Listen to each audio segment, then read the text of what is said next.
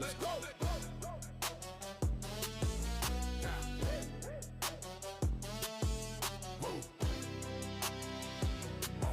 We don't salute the fake, we salute the ones who stay through the pressure and the pain. Never let the cold fade. When the streets are watching close and the wolves was at the gate. Real ones had the ground, never switched up, never played. No cap, no performance, what you see or what you get. Put in work before the cameras, before a single check. You say you solid, prove it. Cause we watching every move. Step up or step aside, we separating fact from truth. Put that hammer on the coupe, put that door right, let go. You can't fake what's in your blood. Can't manufacture where you're from. When the smoke clears and the noise is gone, only the real ones still stand strong. Salute the real, salute, salute. We recognize the ones who never fall. Salute the real, salute, salute. The ones who kept their word and kept it going. No front, no game, no pretend. Ride for your people to the end. Salute the real. Am I still them boys? Yeah. See, these streets got a way of sorting out who's solid. Every test, every trial separates the real from counterfeit. They claiming they authentic, but the proof ain't in the words. Actions over statements, let the record be heard. You hear them talking loud, but when it counts, they disappear. Whole lot of noise, but not a single thing sincere. Bullshit. We call it like we see it on the side, no sugar coat. Hey, Riggs, Coopin, Mr. Dry, hold it to your blood. Can't manufacture where you're from. When the smoke clears and the noise is gone, only the real ones still stand strong. Salute the real, salute, salute. We recognize the ones who never fold. Salute the real, salute, salute. The ones who kept their word and kept it gold. No front, no game, no pretend. Ride for your people to the end. Salute the real. Am I still them boys? Yeah. Put that hammer on them. No apologies out here. We built on what it real and what it real has no fear. Every fraud gets exposed, every poser gets revealed, every lie gets dismantled, every fake deal gets repealed. Bullshit. This is salute the real. We don't play that game. Coop running the show. Mr. Dure with the flame. Hey Riggs, hold it down. You know we can't declaim. Am I still them boys? Still them salute the real. Salute, salute. We recognize the ones who never fold. Salute the real. Salute, salute. The ones who kept their word and kept it gold. No front, no game, no pretend. Ride for your people to the end. Salute the real.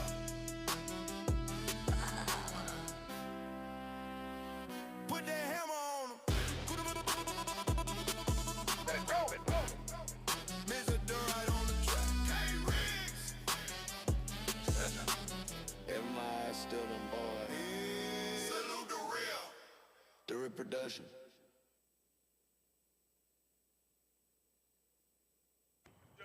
Ugly motherfucker! You know goddamn well, baby, you wrong, man. All the puss I done hooked your ass up with. You better wear your bulletproof vest all day. Oh, motherfucker day! You too, you fat motherfucker! Pour up for us. Please get your whiskey and pour up for us. The new Salute the Real song just went off. If you didn't hear that, as you come on, you got to go check that out. Shout out to the boy Do Right for putting us down with some brand new music. Yes. Salute the Real. Boy, that boy got me smiling over here, man. The legendary Do Right come in with all these different plans and just, man, y'all give him a shout out, man. How you feeling, brother? I'm all right. I'm all right. I'm all right. Even when you're off, you're grinding. You know what I'm saying? Yeah. So you had a couple of days off from the main work spot, but and still working. Yeah. And still working. Well, man, we definitely appreciate what you just did for the show, as always. That's not final. I'm not happy with it. You're not happy with it? No. So we gonna keep grinding on it. See, we can mill it down a little bit more, get it nice and sharp. Get that Man, joke you might make me one pull slice. the old mic back out, man. You know what I'm What? saying? Doing all this old rapping. You Shit, I might... wish I had one of your old songs. I would have made it off of that. Don't make it off that. One day I'm gonna find one of them old Oh, songs. don't do it. Don't do it. I might be asking you to sleep on the couch if you got they put one of them songs in there. It might get ugly. It might get ugly. Yeah, I got. Okay, yeah. I wouldn't okay, shit. I'll leave it I wouldn't alone. shit. I wouldn't shit. I'm trying to tell you, I wouldn't shit. Hey man, we appreciate y'all, man. Shout out to everybody that's been following us. Like, share, subscribe on YouTube, guys. Live with the Coopers. Live with the Coopers. Like, share, subscribe to the page. Guys, continue to follow us on Facebook. Do Right. Also got his show. That Do You Right. You want to tell them how to when you coming on and when you know how to find you? Oh, you can Your find show. me on YouTube, Frontline Maynard. I do it on Mondays live, but it's still on there. So if you want to watch it, it's there.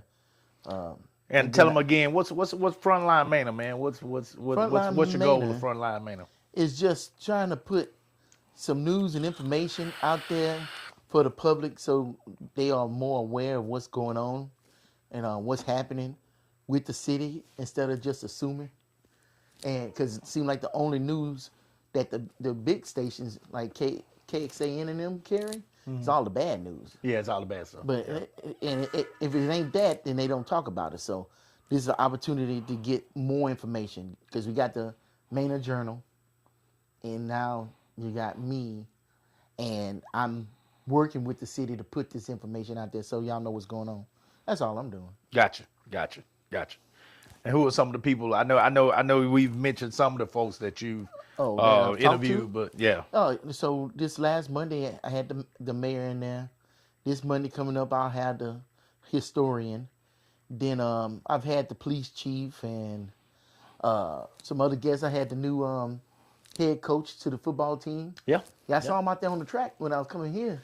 Oh, okay. They had a track meet going on. Okay. Yeah, old Peter Hopkins. Crockett, Yeah. Texas. Yeah.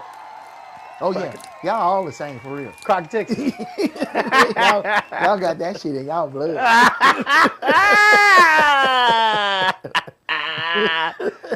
Hey. Woosah, goddamn. Wakanda forever. Yeah. Hey, man. Hey, that's what we do, man. You know, I don't know, man. It's just something I can't explain it. But anyway, it is what it is, man. I love my little town, man. I love the people from it. So we wish Peter all the Coach Hopkins all the best as he tries to turn around the Maynard program, the Maynard Red program. So I'm coming from a track meet myself. One of my kids, shout out to Tavion McWilliams.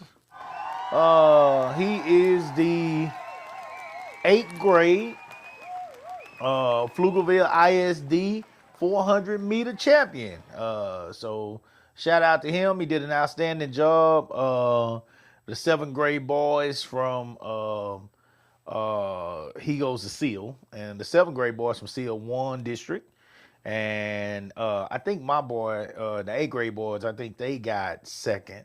They got second in the 4x4 at the end. Man, they was winning. And that 200 came up at the end, and Kelly Lane, one of they boys got first in the 200, and then that mile, man. But I tell you, boy, when you coaching, man, you gotta have kids in all those events because they were that SEAL was winning, the 8th grade boys were winning too, and that boy that 200 and that mile came back to back, and they got like 18 points from that. Was that 18? No. Let me correct myself. They won. They got second. They got first in the 200. Then they turned around and got first and second in the mile. So that's 28 points, and that took them over them. Then they turned around and won the 4x4. So yeah. So SEAL couldn't catch them. So I think SEAL got second. But yeah, shout out to my boys. They actually, my boy was on the 4x4 as well, and they ended up setting their school record for the 4x4. So they ran their asses off. But, hey, man, that's why you got to have kids through all those events, man. It's fun, man. I enjoy it. That's the team element of track. You know what I'm saying? Everybody always talk about track being more of an individual sport. when you're competing, you're out there competing alone for sure, other than the relays. Even when you run the relay, you running that leg by yourself. Ain't nobody that can help you while you got that baton. You know what I'm saying? They gonna know if you was the one that got the team behind, Yeah. and you hoping that, you know what I'm saying, one of your teammates can pick you up. But it is fun to tally all the points up, and then of course at the end see if y'all can win as a team. So enjoy being out there with the McWilliam family. Appreciate y'all inviting me. Proud of you, Tavion. Don't want you to see this show because Coach don't act right on this show. But definitely, if your parents hear me, I'm more than proud of him. He works hard. He's a great kid, and I think he's gonna be outstanding over the years. Going into his freshman year next year. All right, so we'll come out now that he's done with school track. Pflugerville be done shooting. Austin ISD ain't even got started. With track? Middle school. Oh, middle school. They ain't even got started yet. Pflugerville middle school already done. That was their district. And Manor middle schools run district next week. Okay. So Manor will be done next week. Pflugerville done this week. Austin ISD ain't even got started yet. Yeah, but you can't. I never understand. I never understand how this stuff goes down here. But anyway, I enjoy being out there for that. I got some kids running over in Manor tonight. Wish them all the best. I just got kids all over the place, man. It's just a great thing to be a part of. Having all these kids out here that are competing, and you're always worried about them and hoping that they're doing the best they can do. So we'll see. But we're looking forward to summer. I went out there tonight, and I said, well, let me go on and throw, since I got, meets coming up soon, let me go on and throw on one of my shirts, promote a little bit. Clash Texas, coming up. Oh, man. Several parents come up talking to me, man. They getting ready. They excited. They excited about this summer, man, and moving on as they getting done with school track, getting ready to move on into summer track, and they're getting excited about the meets, and a couple people even reached out to me about possibly joining us. So I normally don't typically go out to the meets. I don't go out there unless I'm supporting my kids, but I know that is a way that you can go out there. People know you and recruit kids, but I just don't go. I go to support my kids, man. That's what I go for. But hey, if somebody come up and talk to me and say that their kid is interested in being a part of our organization, cool. So a couple of them did come talk to me tonight. I don't pay none of that stuff no attention till they sign up, but we'll see. We'll see if they come out or not. Some of them do want to see their kids get better. So, it is what it is. We'll be willing to work with them and do the best we can with them, So enjoy it. It's always good to go out to the meets and go out to the school and see kids that are actually doing positive things, staying out of trouble. They running for the schools. They at least passing. They acting in a way that the coaches don't mind them being there. They ain't suspended. They ain't in trouble. They ain't in ISS because they couldn't run. If they was in all those things, I don't know if they even call it that no more. But what, in-school suspension and all that kind of stuff. Yeah. I don't even know if they call it all that no more. But whatever they call it now, that they staying out of trouble and they doing what they supposed to do. So I'm happy about that. It's always a blessing to see kids that are doing the right thing. Shout out to all the coaches out there tonight as well. They ran an efficient meet, got that thing done. So I was able to actually go out there and watch those boys. I was worried because I knew I had the show. Mm-hmm. So I was running back from the show. I was able to watch the full meet and get back in time. As you were pulling up, I was taking the trash out and everything, and was able to catch you coming in for the show. So everything worked out good, man. I was really excited about that.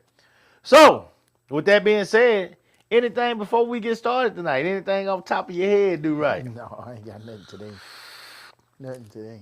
Well, we're finally going to get to the topic that I mentioned that one of the people that continues to watch and support the show asked me to cover. And this one could be a doozy.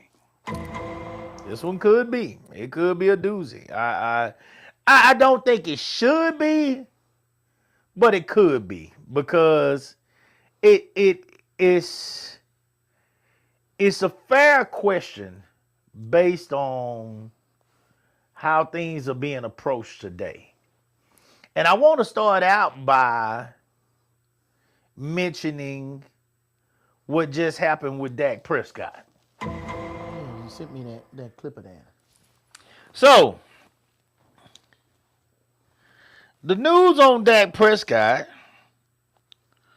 I did send you that clip. Mm-hmm. Hold on, let me see here. You might be able to get to it before I can. Hold on.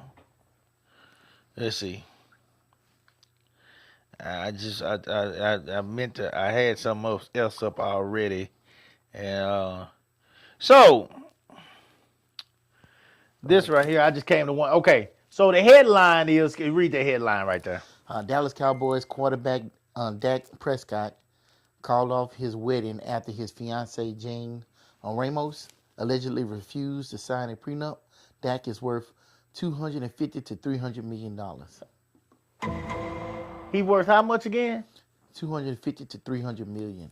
Dak is worth 250 to 300 million dollars.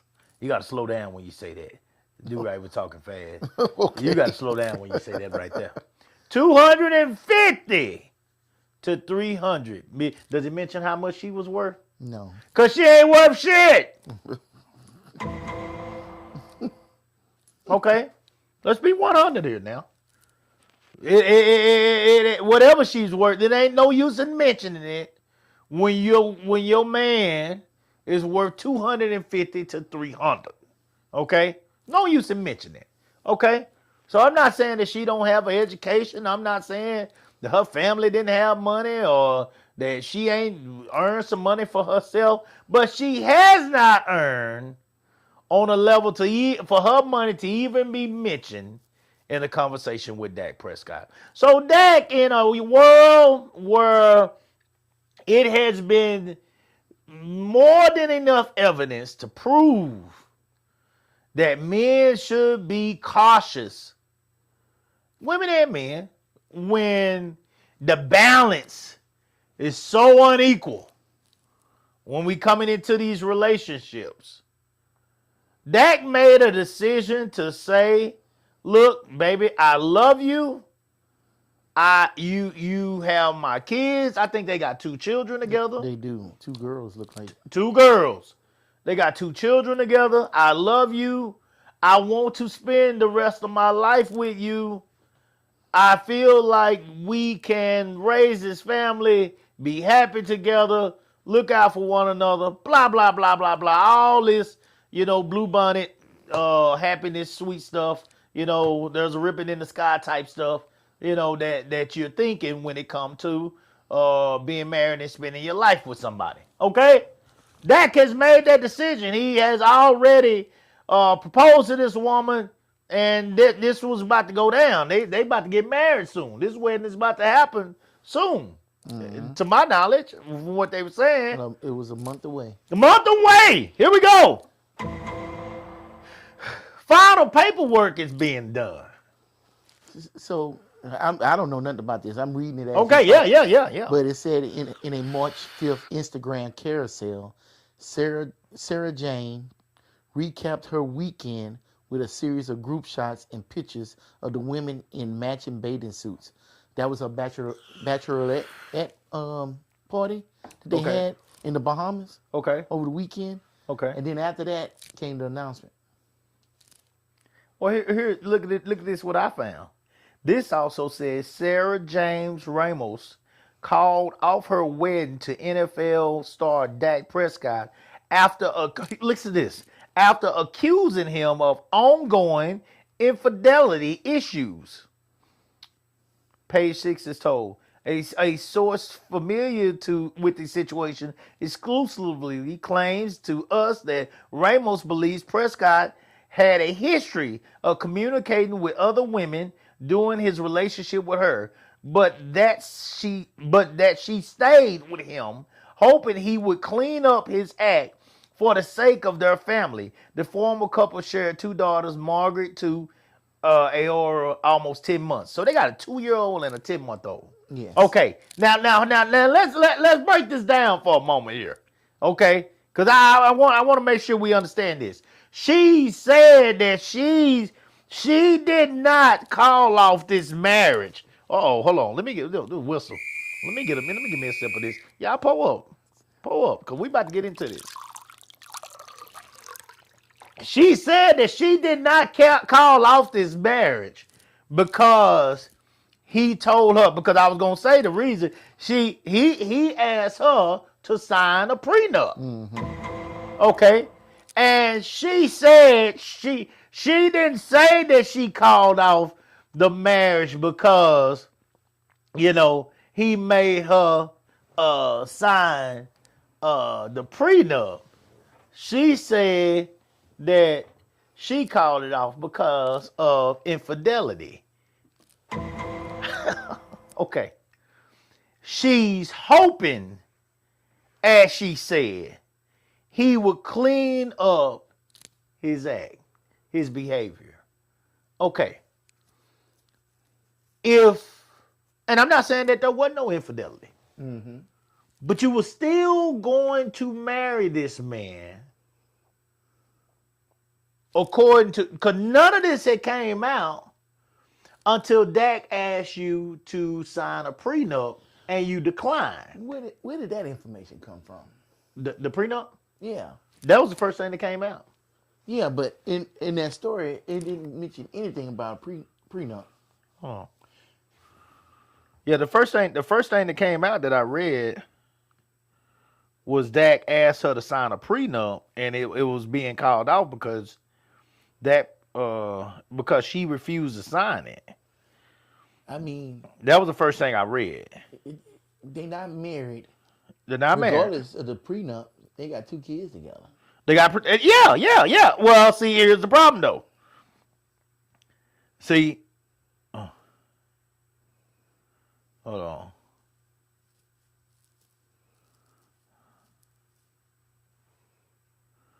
Hold on. Let me see prenup. Bring the comments, guys. Once y'all get in here, y'all check this out.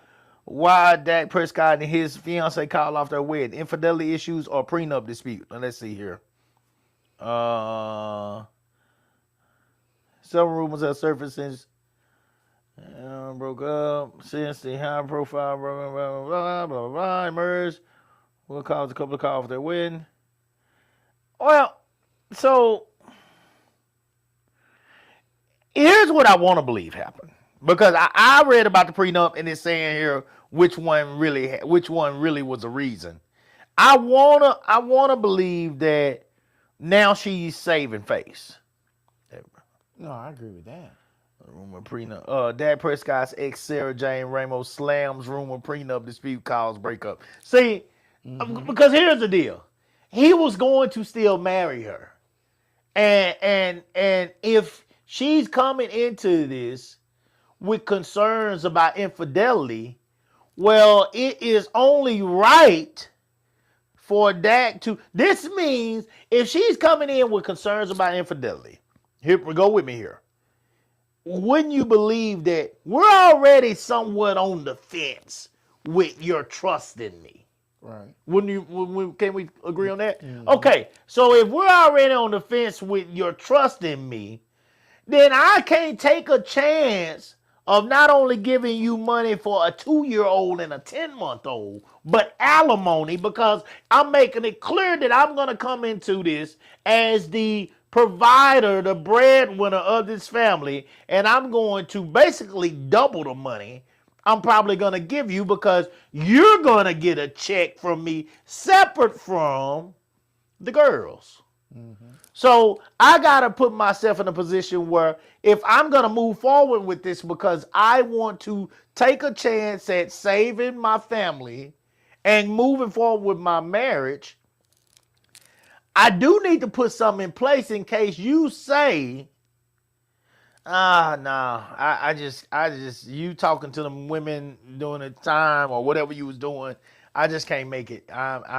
It is reason for a man to do these things. It's been proven. Women have married men and divorce them or separated from them in little time and receive that money, receive alimony. This man has gone through all kind of shit to receive the contract that he received.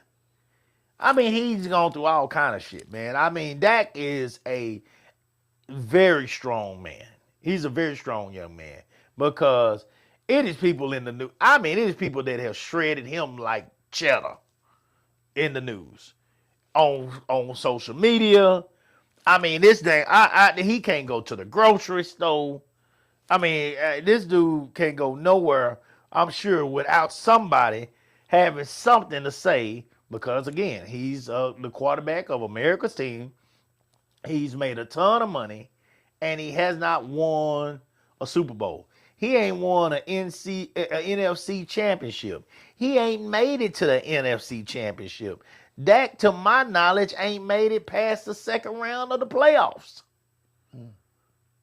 He's had some wonderful seasons. His stats go up there with some of the best of Dallas to ever do it. You know, his stats are padded. I mean, they're going to be some of the best to ever do it in Dallas. But again, when it comes to these type of sports, people don't care about this shit if you're not winning. You know, if you ain't won the big dance, it don't matter. They don't care. So, with that being said, this man has went through a lot to get to where you coming from a fourth round quarterback, you know, drafted in the fourth round. Wasn't like he was one of them quarterbacks that was drafted in the first round or something like that. You know, he was drafted in the fourth round, you know, and he's moved himself up to, worked his way up to being the starting quarterback for the Dallas Cowboys and being a franchise quarterback that got an exceptional deal. And now, first thing you hear, the first thing you heard was the prenup. That's what you heard. That's what came out first. Mm-hmm. And now we're hearing the infidelity, you know. So I'm not. What happens with me, the way I look at it, and you tell me what you think, do right. By his wife now coming out, by Ramos now coming out and admitting that she has concerns about infidelity, that gives me further reason to back Dak asking for a prenup. That's me. Mm-hmm. What do you think about that? I think you're right when you said that she making that statement, she was saving face. And the tripped out thing is she's addressing rumors because Dak has never given a statement about it or what was going on. You know, he never came out to make her look bad and say, oh, well, she ain't trying to sign a prenup, so I ain't going to marry her, you know. But she would come out, and that's all the time. That is all the time. Women will come out in a heartbeat and sit up here and make statements like that because they know they're going to get all the support. If Dax would have came out and said, no, the wedding is off because she won't sign a prenup, boy, you know how them women would have been for his throat. Well, and I mean, and let's be 100 here. This is Dak Prescott of the Dallas Cowboys. Mm-hmm. If he was really getting out there getting down right now, mm-hmm. You think TMZ ain't found out about this shit? Mm. Yeah. This is you. What kind of story would this be if Dak was man? There'd be people sitting in front of his house waiting for him to leave every day. If it was really good news evidence out there of Dak slipping up and fucking with somebody. Now she said talking to. Yeah, see, you gotta listen to the words. Yeah. But my whole thing is, and I'm not saying that he wasn't talking to somebody he wasn't supposed to be talking to. I'm not taking Dak's side right here. Right. But what I am saying is you're calling it when you say the word infidelity. Yeah. That's a word. What comes to your mind? Active cheating. Yes. When I say active, I don't mean no bunch of whispering sweet nothings on the phone or texting. Shit. DMs. You talking about active in the same room? Physical. Yeah. Physical. I mean some. Hold on. And then Hold on.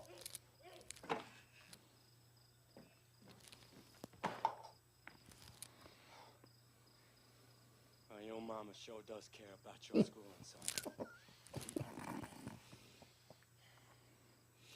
No, this is it's kind of messed up because this is somebody you was gonna marry, and you just sat up here and said that to the press and the world.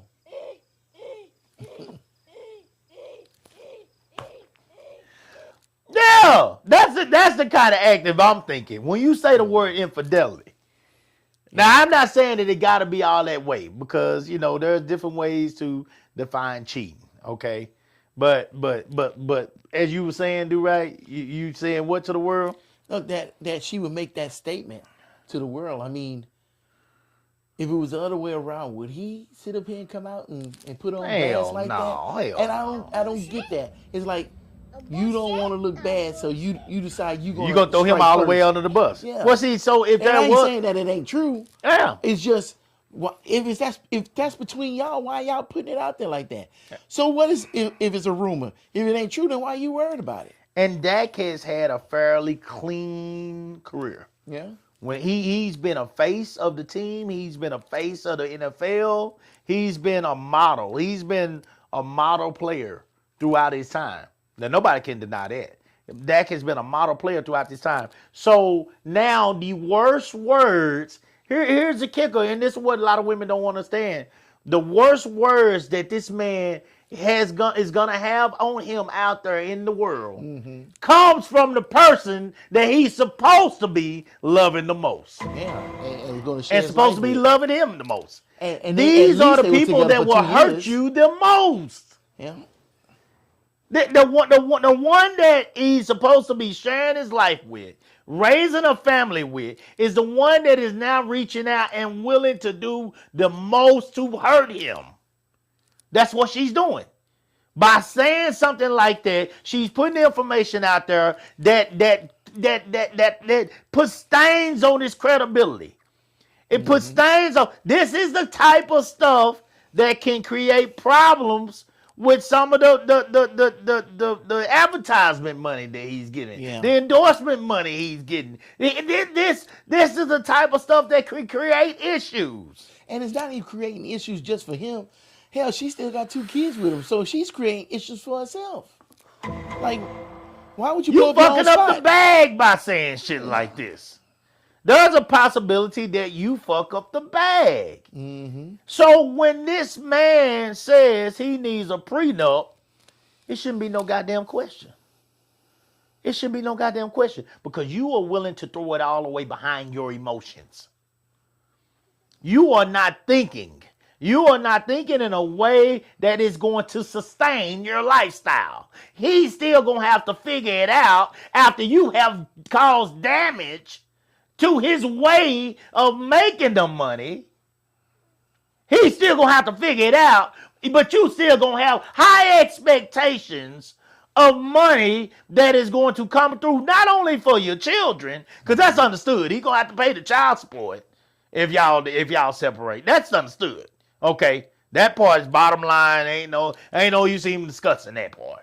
Okay, Dak, you stuck your meat in the anthole. You know, you're gonna get bit. Okay, congratulations. All right, so pay your child support. That's understood. So you're gonna take care of her for at least the next 18 years. All right, and there's gonna be some millions that are paid during that time because you got 2 girls with her. You talking about 30% or more. All right. So you're going to pay some good money. Okay? All right. But now you question whether, okay, well now he was already questioning before this statement came out because he said, okay, I need to get a prenup. Because I wherever we're at in this relationship, it's causing concern in my heart, you know, that I need to protect myself just in case, you know, and that could come through experience and watching the news and watching other people going through it, but that can also come through the way things are moving in your household. And she has now made it clear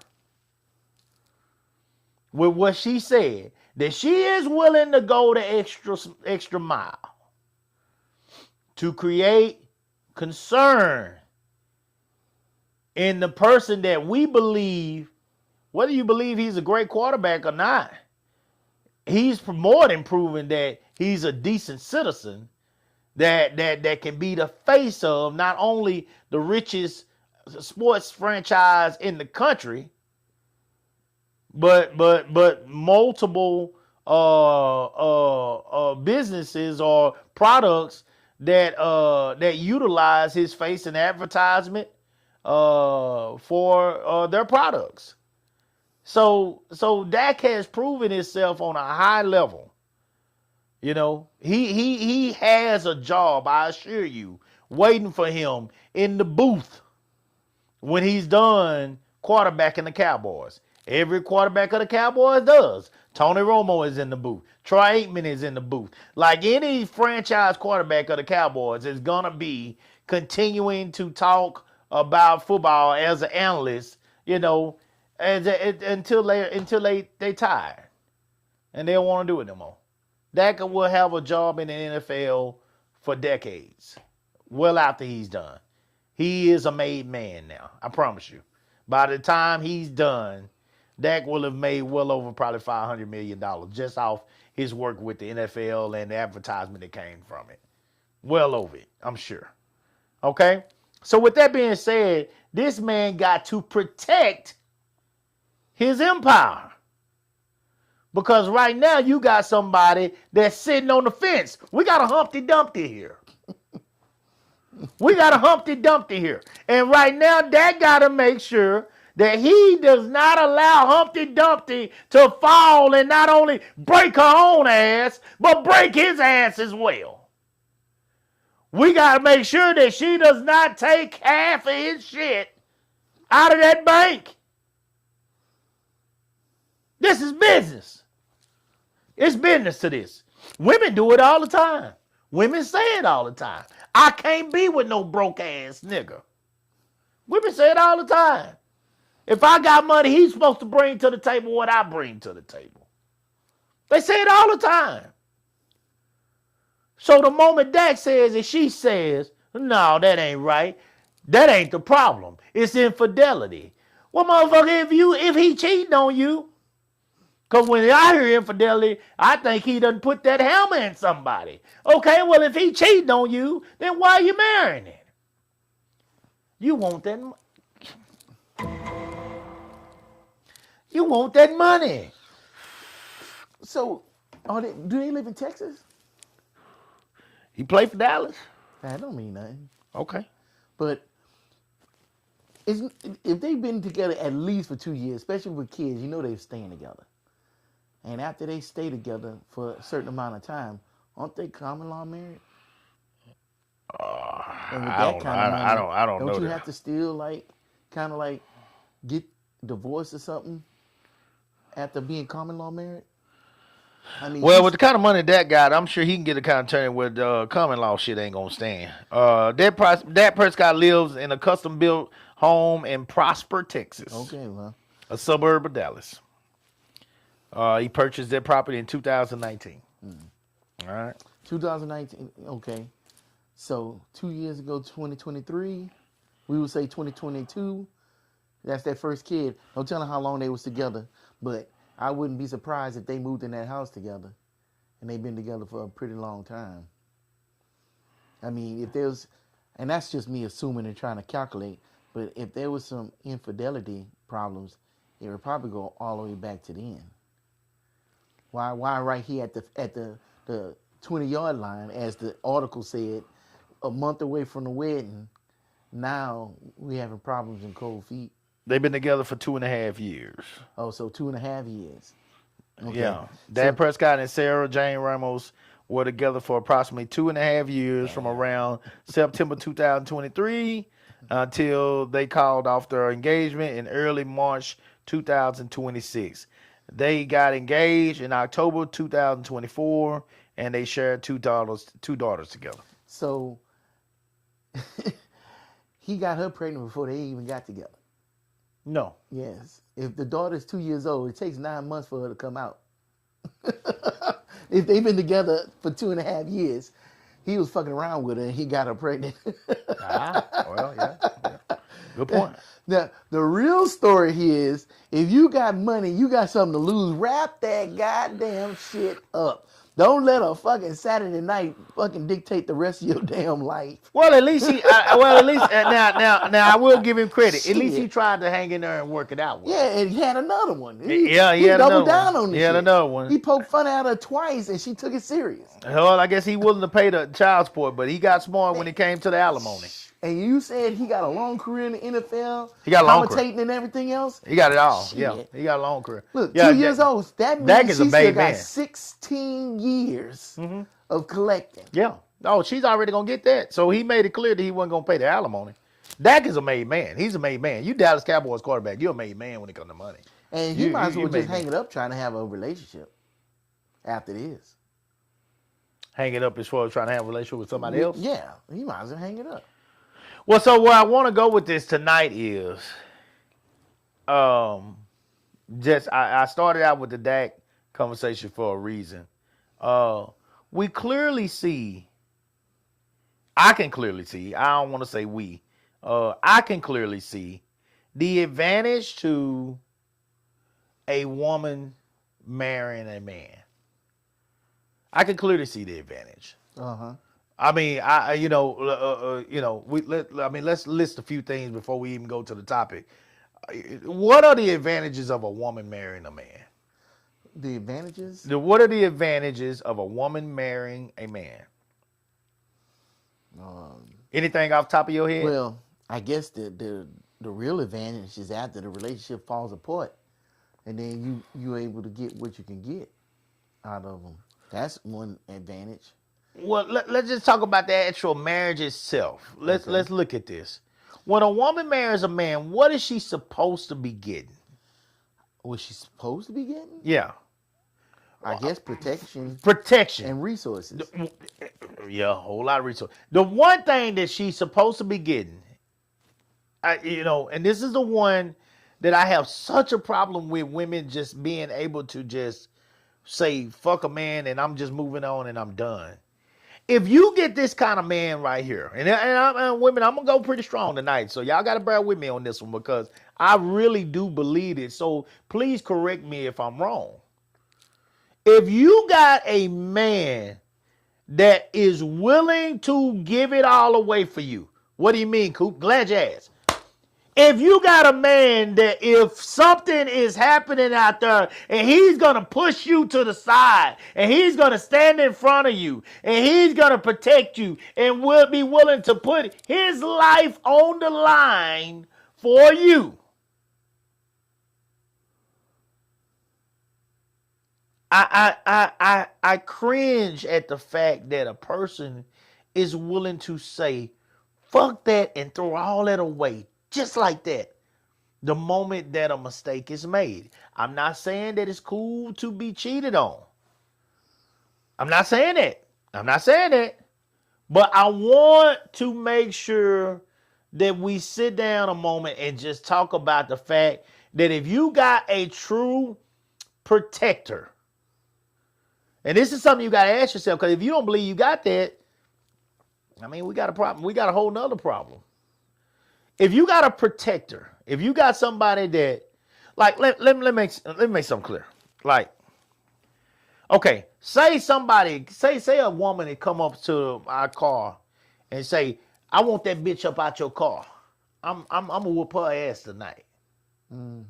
I don't give a fuck if it's a woman, if it's a dog, if it's a man, if it's a boy, if it's a girl. If they reach their goddamn hand over there and try to hit my wife, I'm going to try to knock their ass to the other side of my goddamn car. It's point blank period. I don't care who it is. Coop, you shouldn't hit no woman. No woman better not touch my wife. Nobody's going to touch my wife as long as I'm around her. I'm going to tell her to bag back, go to the car, go sit down. And if I gotta do something, now I'm gonna try to get to the car with you. But if this gotta go down, you're not gonna be the one that's doing it. I'm gonna do it. Because that's my wife. That's my responsibility. That's the way I look at things. This is me. Okay? That's my responsibility. Nobody gonna touch her as long as I'm with her. Now, I understand I'm getting a tad bit older. I might not be able to move like I used to. So if somebody got to bring that goddamn thing out up from under that seat, it's going to be me.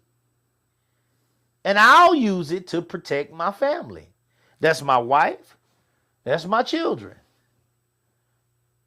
So I have a whole thing about, and we've mentioned this before. We've had this conversation even with the kids. Well, you got to let the kids go out there and learn for themselves. I got a goddamn problem with that. Cool. Why do you got a problem with it? Because by them hitting their head and bumping their head, if somebody's hurting them, then I'm going to come defend them. Why put myself in trouble if I can save myself that headache by my kids listening to me in the beginning? So that's the kind of dad, that's the kind of husband that I try to be. So if that's the kind of husband you gonna be, then I like I said, I cringe at the fact that a woman would just up and just say, fuck it, throw your clothes out the goddamn house, burn your shit, cut your shit up with a goddamn razor blade, set your car on fire like Bernadine did on Wait and exhale. Waiting to Exhale. Just fuck it. Fuck all of it. You know, if that's the kind of husband you got, the kind that's going to defend you, the kind that's going to protect you, you know, and then he might have hurt your feelings. He might have hurt your emotions. He might have been, what they say, emotionally, what do they call it? You're not emotionally there for them. You're emotionally lost, or you're emotionally, like what men, they tell you a lot of times the men, they're not emotionally present or active or whatever, however you want to say it. You know, well, I look at, we're all animals. This is how I look at it. Now we're tamed. We are civilized animals. We're supposed to be. We're civilized because we have laws in place. The moment them laws will be out of place, we be just as demonic and evil as the animals out there in the goddamn wild that are fighting for their lives every day. You know, eating for their lives, providing for their family, whatever. Okay. But I look at a lion. A lion, that male lion might lay on his goddamn ass all damn day long. You know, those females go hunt, he'll be the first one to go eat. You know, but his job is to keep those cubs alive. His job is to make sure that no other male lion comes in and takes over the pride. If the pride is taken over by another male lion, that male lion is going to kill, first thing he's going to do is kill that offspring. He's going to kill that lion so he can start his bloodline with those females. Okay, you with me? Mm-hmm. So he has to protect his bloodline. That's his job. You know, bigger, stronger animals come in like hyenas or something, he got to protect them from them. Other male lions come in, he got to protect them from them. You know, these are the things that the male lion is charged with doing to create a safety for his bloodline. He's off marking territory all the time, you know, to ward off other lions and tell them, don't you come over here. This is my territory. I don't want you nowhere near my pride. Okay? Well, this is what the man is supposed to do. But I think we get so caught up in the fact that we got women that are damn near got penises these days. Coop gonna make somebody mad. They feel like they don't need protection until they do. Because the moment that man steps to them, and the moment that man puts his hand around their arm and grabs them, somebody help me, please.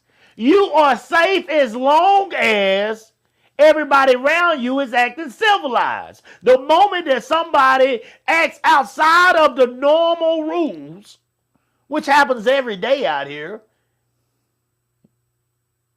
it happens every day. It just hadn't happened to you yet. All of a sudden, you're looking for somebody to save you.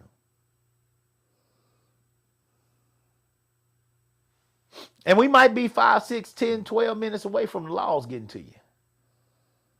So while the laws are not there, who is charged with your safety? Your man. When it comes down to finances, we're still talking about the benefits of a woman getting married here. When it comes to the finances, I don't give a damn. This is just the truth now. Y'all can call it what you wanna. I don't give a damn how much more money your woman makes than the man. If shit goes upside down in that household, who is the world looking at? Who are the mamas looking at? Who are the daddies looking at? Who are the grandpas looking at? Who are the family members and the friends and her friends and your friends looking at to figure this shit? Nigga, get off your ass and go find a way to pay your bills. Nigga, not ma'am. They looking at him.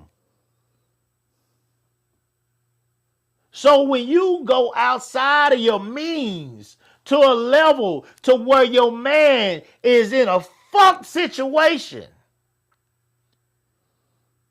he would literally have to go work 3 jobs based on what he bringing in just to pay 2 or 3 of the 7 to 8 main bills that y'all got.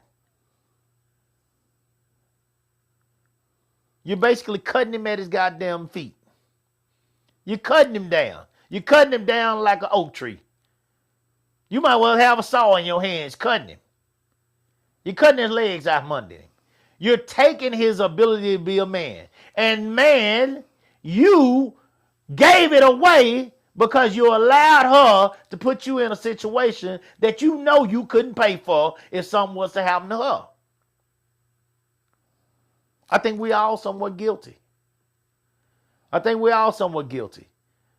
Because we could come into this as a couple. We could come into this as a team. But at the end of the day, the world is looking at that man. That's the world I grew up in. Some things ain't changed, guys. Some things have not changed. When shit go ass backwards, okay. A lot of these women, correct me if I'm wrong here. Guys, we're going to get to the comments. Bring the comments if I'm wrong, please, because we're going to get to those. A lot of these people, when you hear these women say, yeah, he need to bring the same money to the table that I'm bringing, but they'll say that, but they don't say that we're combining on the bills. They say that he needs to be able to pay the bills. So she's saying in those situations that I am basically going to, I guess, save my money. I'm going to just spend it on what I want to.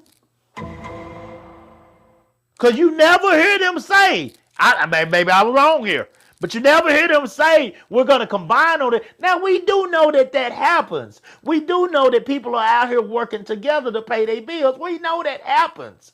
But the ones that really complain about this and make a fuss about this, you never hear them say that they believe that we should be bringing equal value to the table when it's bill time. They only mention equal value when it comes to them making more than a man, and now I need to be comforted because I don't feel right that I'm bringing in this amount of money and he don't bring in the same.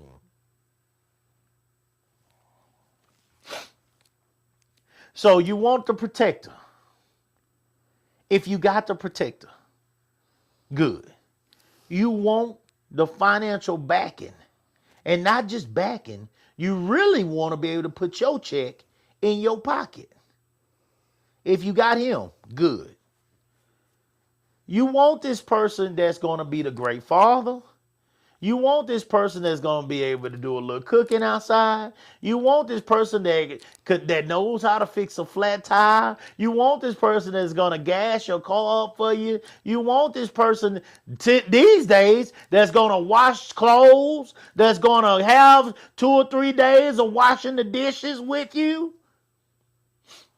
Take your kids fishing. Take your kids camping. You want a bionic man. And you know what? Some of y'all actually do get a man that is willing to try to pull off all those things that I just mentioned. I know a few of them. I know a few of them.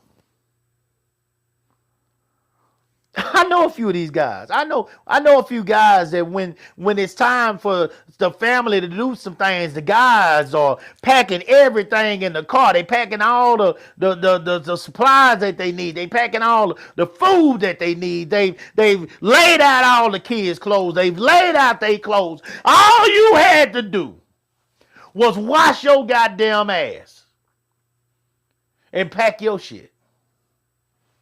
I know some guys that are doing this. I know some. They're giving it all. They're getting fresh off the work spot. They're getting fresh off the work spot. I know guys that are getting fresh off the work spot. They ain't took their dress shoes off yet, and they got a kid out there in practice with me. I know guys that are doing it. I know guys that are putting the work in. I know guys that are paying the bills. I know guys that are doing all this stuff. What the fuck are they getting from you? What the question for tonight is, why the fuck should a man get married? Shit. I know. Blow that goddamn whistle. I already know. I know. Let's be real. And it wasn't my question. But my partner, one of my friends gave it to me because they know what the fuck gonna come out.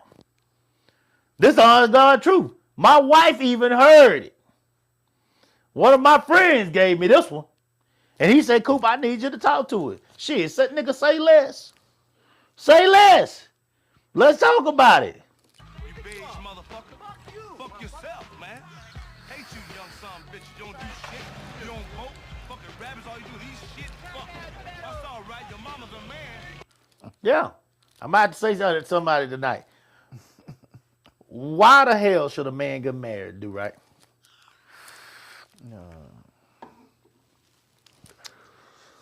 I don't know. Tell me after all the stuff I just said, with the main things that I just mentioned, why a woman would benefit from getting married.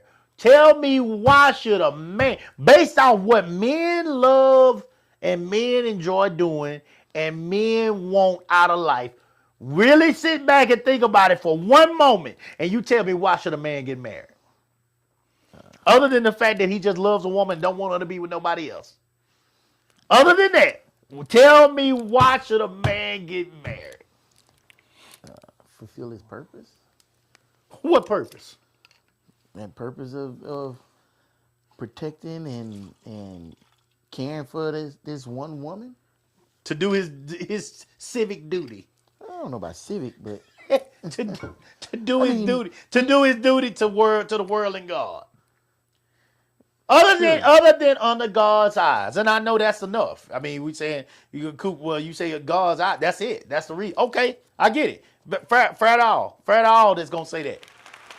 If this is because you want to do what God tells you to do when it comes to you being with a mate, I got no argument for that. Okay? Let's be real. All the folks that gonna go there, let me go on and stop you right now. If you're going to the Bible on me, I got no argument with it. I got no argument with it. Okay? Okay? Because I was born and raised that way too. So I got no argument for what the Bible says a relationship is supposed to be. However, does it say what's the benefit for a man? Oh, shit. Whatever it said, I was about to go there. Whatever the benefit was supposed to be for a man. Do you know that there are men out here in this world that ain't getting a piece of ass from their woman? And they got a ring on their goddamn finger? Now you go in that goddamn Bible and you tell me what it say about it.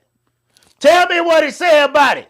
Before you go any further with that Bible tonight, tell me what it say about a woman's body, how it should be done when it comes to her man. Should a woman be able to lean her goddamn ass over and say, you ain't tighten her leg, tie her legs like shoestrings, and say you ain't getting none of this ass? You tell me if that Bible say that. Tell me. Go on and tell me. Go on and tell me so I can take you through this Bible and show you what Union Prairie Baptist Church taught me. Go ahead. Go ahead. Tell me that Bible makes it okay for you to goddamn fold your legs and say, I ain't giving you none. I'm tired. My libido.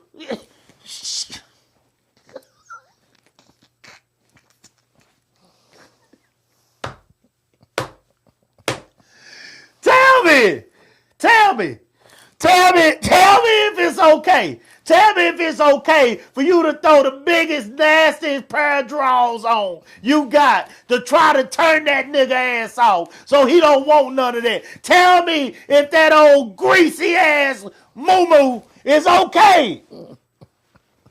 Tell me. You ain't supposed to put no effort into this. Tell me and I'm lying.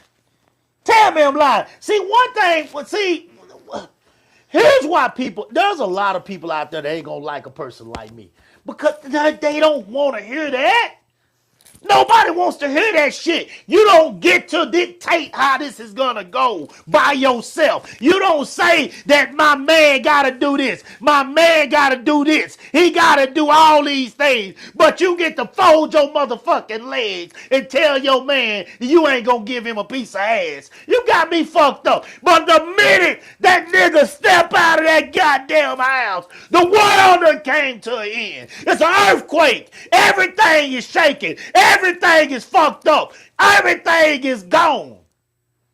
You done lost your motherfucking mind.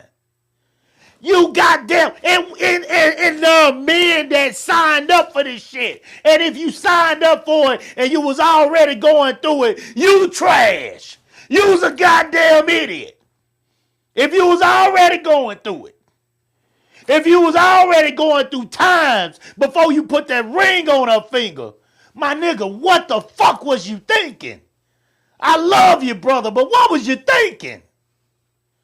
What was you thinking? That just showed you if this shit smell fishy, goddamn, it's fishy. It's fishy. It probably deserve a hook and some bait. It's fishy. Throw that bait out there and see what the fuck happened. He threw that bait out there. He said, I need you to sign this prenup. And he ain't getting no bite after that. Then that mean what you do when you don't get no bite, do right? You like to fish. You pack your shit up and go home. Move to another spot. You move to another spot. You get the fuck out of here. Some of this shit we make way more difficult than it's supposed to be. You don't get to dictate what. Look, at all times, that monkey of yours is your monkey. It's yours. If you say no, then damn it, that means no. But men, well, I need you to be smarter. You don't get to tell it. There ain't no such thing as a 100 to-do list when a motherfucker is telling you no. You got me fucked up. You got me fucked. Baby, I need you to go do this. I need you to get on your motherfucking back. I need you to boot over. I need you to grab your heels. That's what the fuck I need you to do. That's what the fuck I need you to do. And the moment you do that right there, I'll do this right here. It's 50-50 over here. We gonna compromise. There ain't no dictate. Who the fuck are you? What part of that Bible again made you feel like you and this split of yours got the power to tell me as a man that protects you and provides for you that I gotta do all this over here before I can see a piece of it? You crazy. That's only certain. I don't live that way. I don't live that way. That shit ain't never happening in a household of mine. You done lost your man, shit. Boy, read some of them comments, cause shit. Read some of them comments. A lot of them from earlier. We was talking Shit. about Dak. Samuel said, if she's coming in with concerns about infidelity, why would she even marry him? Goddamn, cause the money. Absolutely, Sam. We already know the money. He also says, even if there was no infidelity, we need to have some prenup stuff in order. Come on. Kevin McKnight says she doesn't care about him losing money.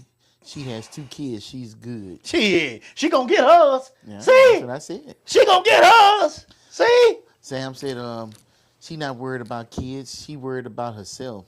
That's true. Also said if he was cheating before the prenup, and you haven't said Ain't said nothing then, but then when he brought up prenup, here you come. Yeah. Get the fuck out of here, man. Y'all make this shit. Y'all don't even try to hide the intentions. You don't even try to hide it. Ramos, you didn't even try to hide the intentions. Come on, man. And then right they says You see how quiet it done got since I went to talking about the topic though? Shit, it's raw. It's raw. I promise you, these niggas gonna play this shit. They gonna play it loud too. I guarantee you, I got one partner. I know that nigga gonna play. He allowed to put that nigga got them big speakers like me. He allowed to put that shit on across the whole fucking house. What I'm talking about tonight. But at the same time, they can't really respond to it because she's sitting over there and or somebody's watching and so you agree with Coop on that shit. Oh, okay. All right. Well, you tell me, what is the true benefit to a man getting married other than, and I've said this multiple times, and first of all, he's in love with the woman and he don't want nobody fucking with her. So he marries her. Okay, she gives him an ultimatum. You gonna marry me or you can't be getting no more of this.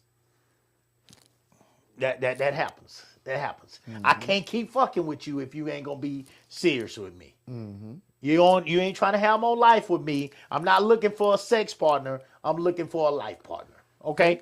So that happens all the time. All right. So that's one. Understood. Get it. Totally. All right. Cool. That happens all the time. But besides that one, the only other thing that I've said, and there are some women out here there are some women that are natural. There are natural nurturers. Natural nurturers. What does that mean, Coop? Okay, here we go.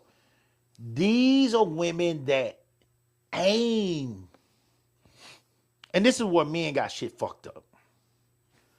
Men always go for this goddamn bell cow.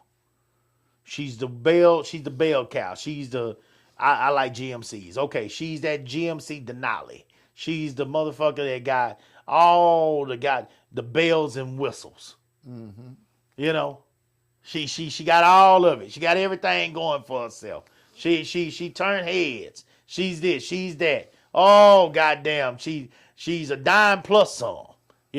Oh, they love to look at this thing. They want something that they can look at every time she steps out of that bed and it just folds over to the side.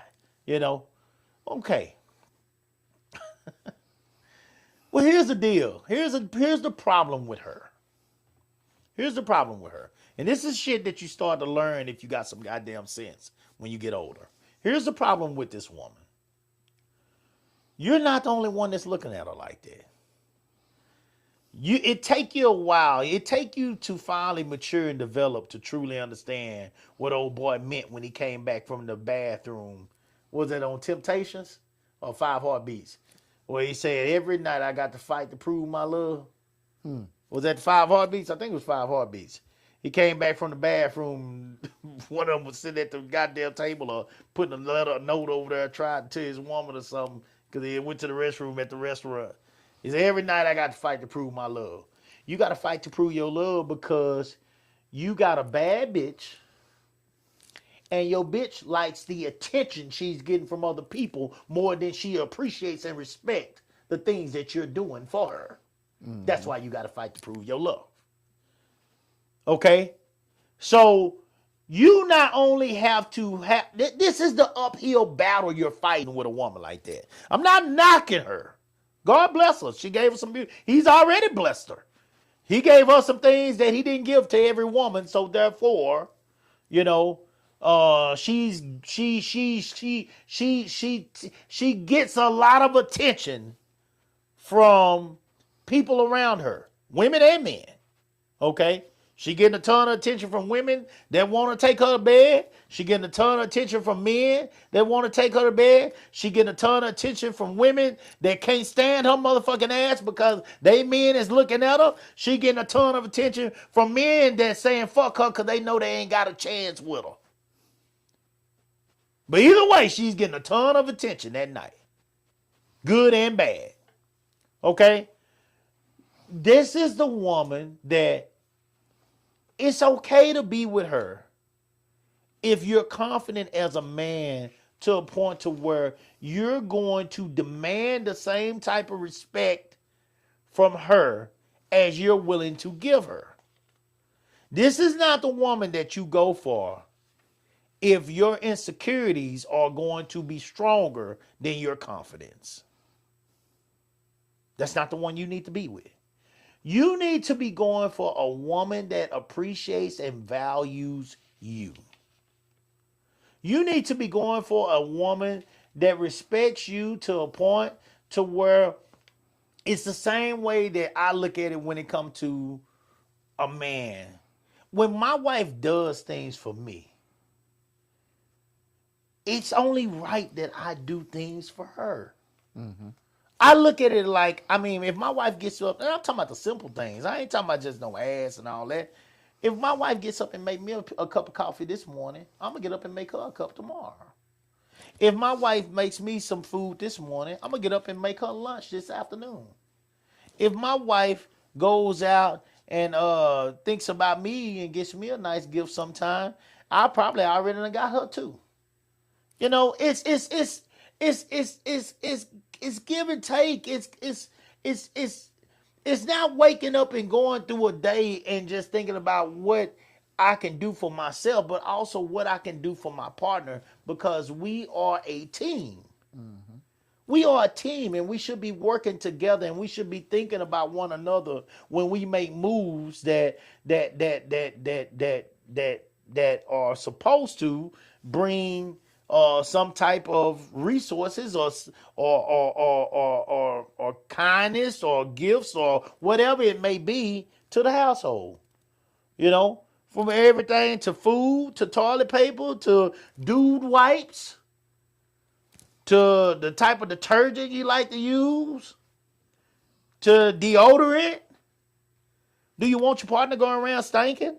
Sometime if you go to the store, if you buy out a deodorant, your partner might be out too. Grab him some. You should know what kind of deodorant, if you've been with this person, you live with this person, they use. Grab on one too. I'm talking about just the little things. I ain't talking about just the major things. You should be thinking about your partner as well. That's why I agree with people that say every day should be Valentine's Day, because you should always be thinking about your partner. You shouldn't have to spend $500,000 on Valentine's Day, because every day should be Valentine's Day. So then maybe the real question you should be asking is, what does a man get out of marrying a good woman? And what does a man get out of marriage, period? Yeah, I think those are things that a man can get out of marriage. You're about to get married. I know. Yeah, so tell me. No, it's that partnership. I mean, yeah.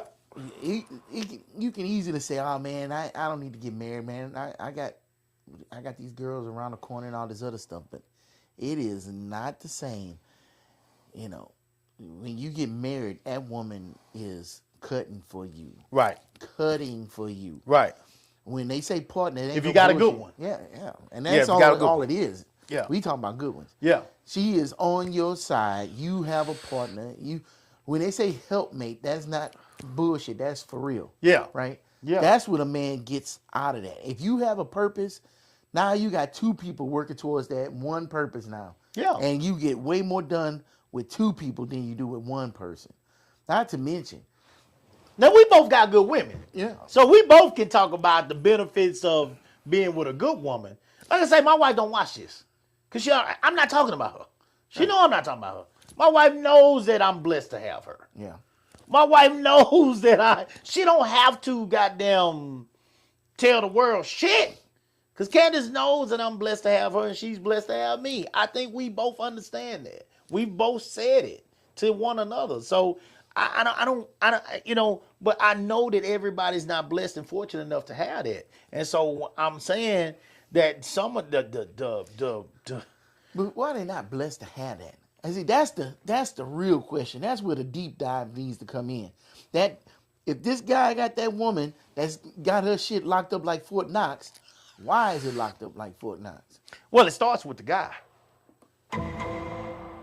Only the things that you allow to happen can happen.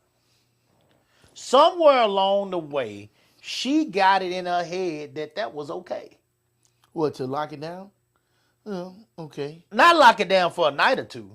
I think all women might do that here No, and no, there. I ain't talking about a night or two. That's closing up shop, but it's open the next morning. Yeah, I'm yeah. talking about locking down like Fort Knox. Shit, locking that bitch down. Alcatraz. But I also know that it's things that we can do that aid in locking that motherfucker down. There are things that we can do that aid That in we it. do that can lock it down. Like what? And hell, we ain't even got to go to extremes of cheating or anything like that. Just not fulfilling what we say we're gonna do. That we Like what? So we pursued that woman. We got down on one knee and asked that woman to marry us, and she said yes because that's a promise that we supposed to do all the things we say we're gonna do. Okay. You know, protect. And I'm just gonna say it. Serve, because we do serve, just like you said. The reciprocity. You know, you do for her, she do for you. Right. But if we ain't doing ours, if we just go to work, come home, sit around looking at the ceiling and shit, or looking at TV all day, we're not even trying to be part of the family or contribute to the family. All we doing is just eat, sleep, go to work, come back home, and nothing else. Because even though you work all day, sure, you're making money to pay the bills and shit, but you also have responsibilities for the family in the house. I'll be honest It's with not you. just her. I don't talk to no men right now. I don't talk to no men that's what they're doing. That They they not contributing to the house. That man that you just said that just go to work and don't do nothing else. There ain't no men in my circle like that right now. None. And I got multiple men in my circle that I consider friends or at least associates. And there are no men in my circle that's all they do. Is go to work and they just, bring home a check and that's it. They doing multiple things.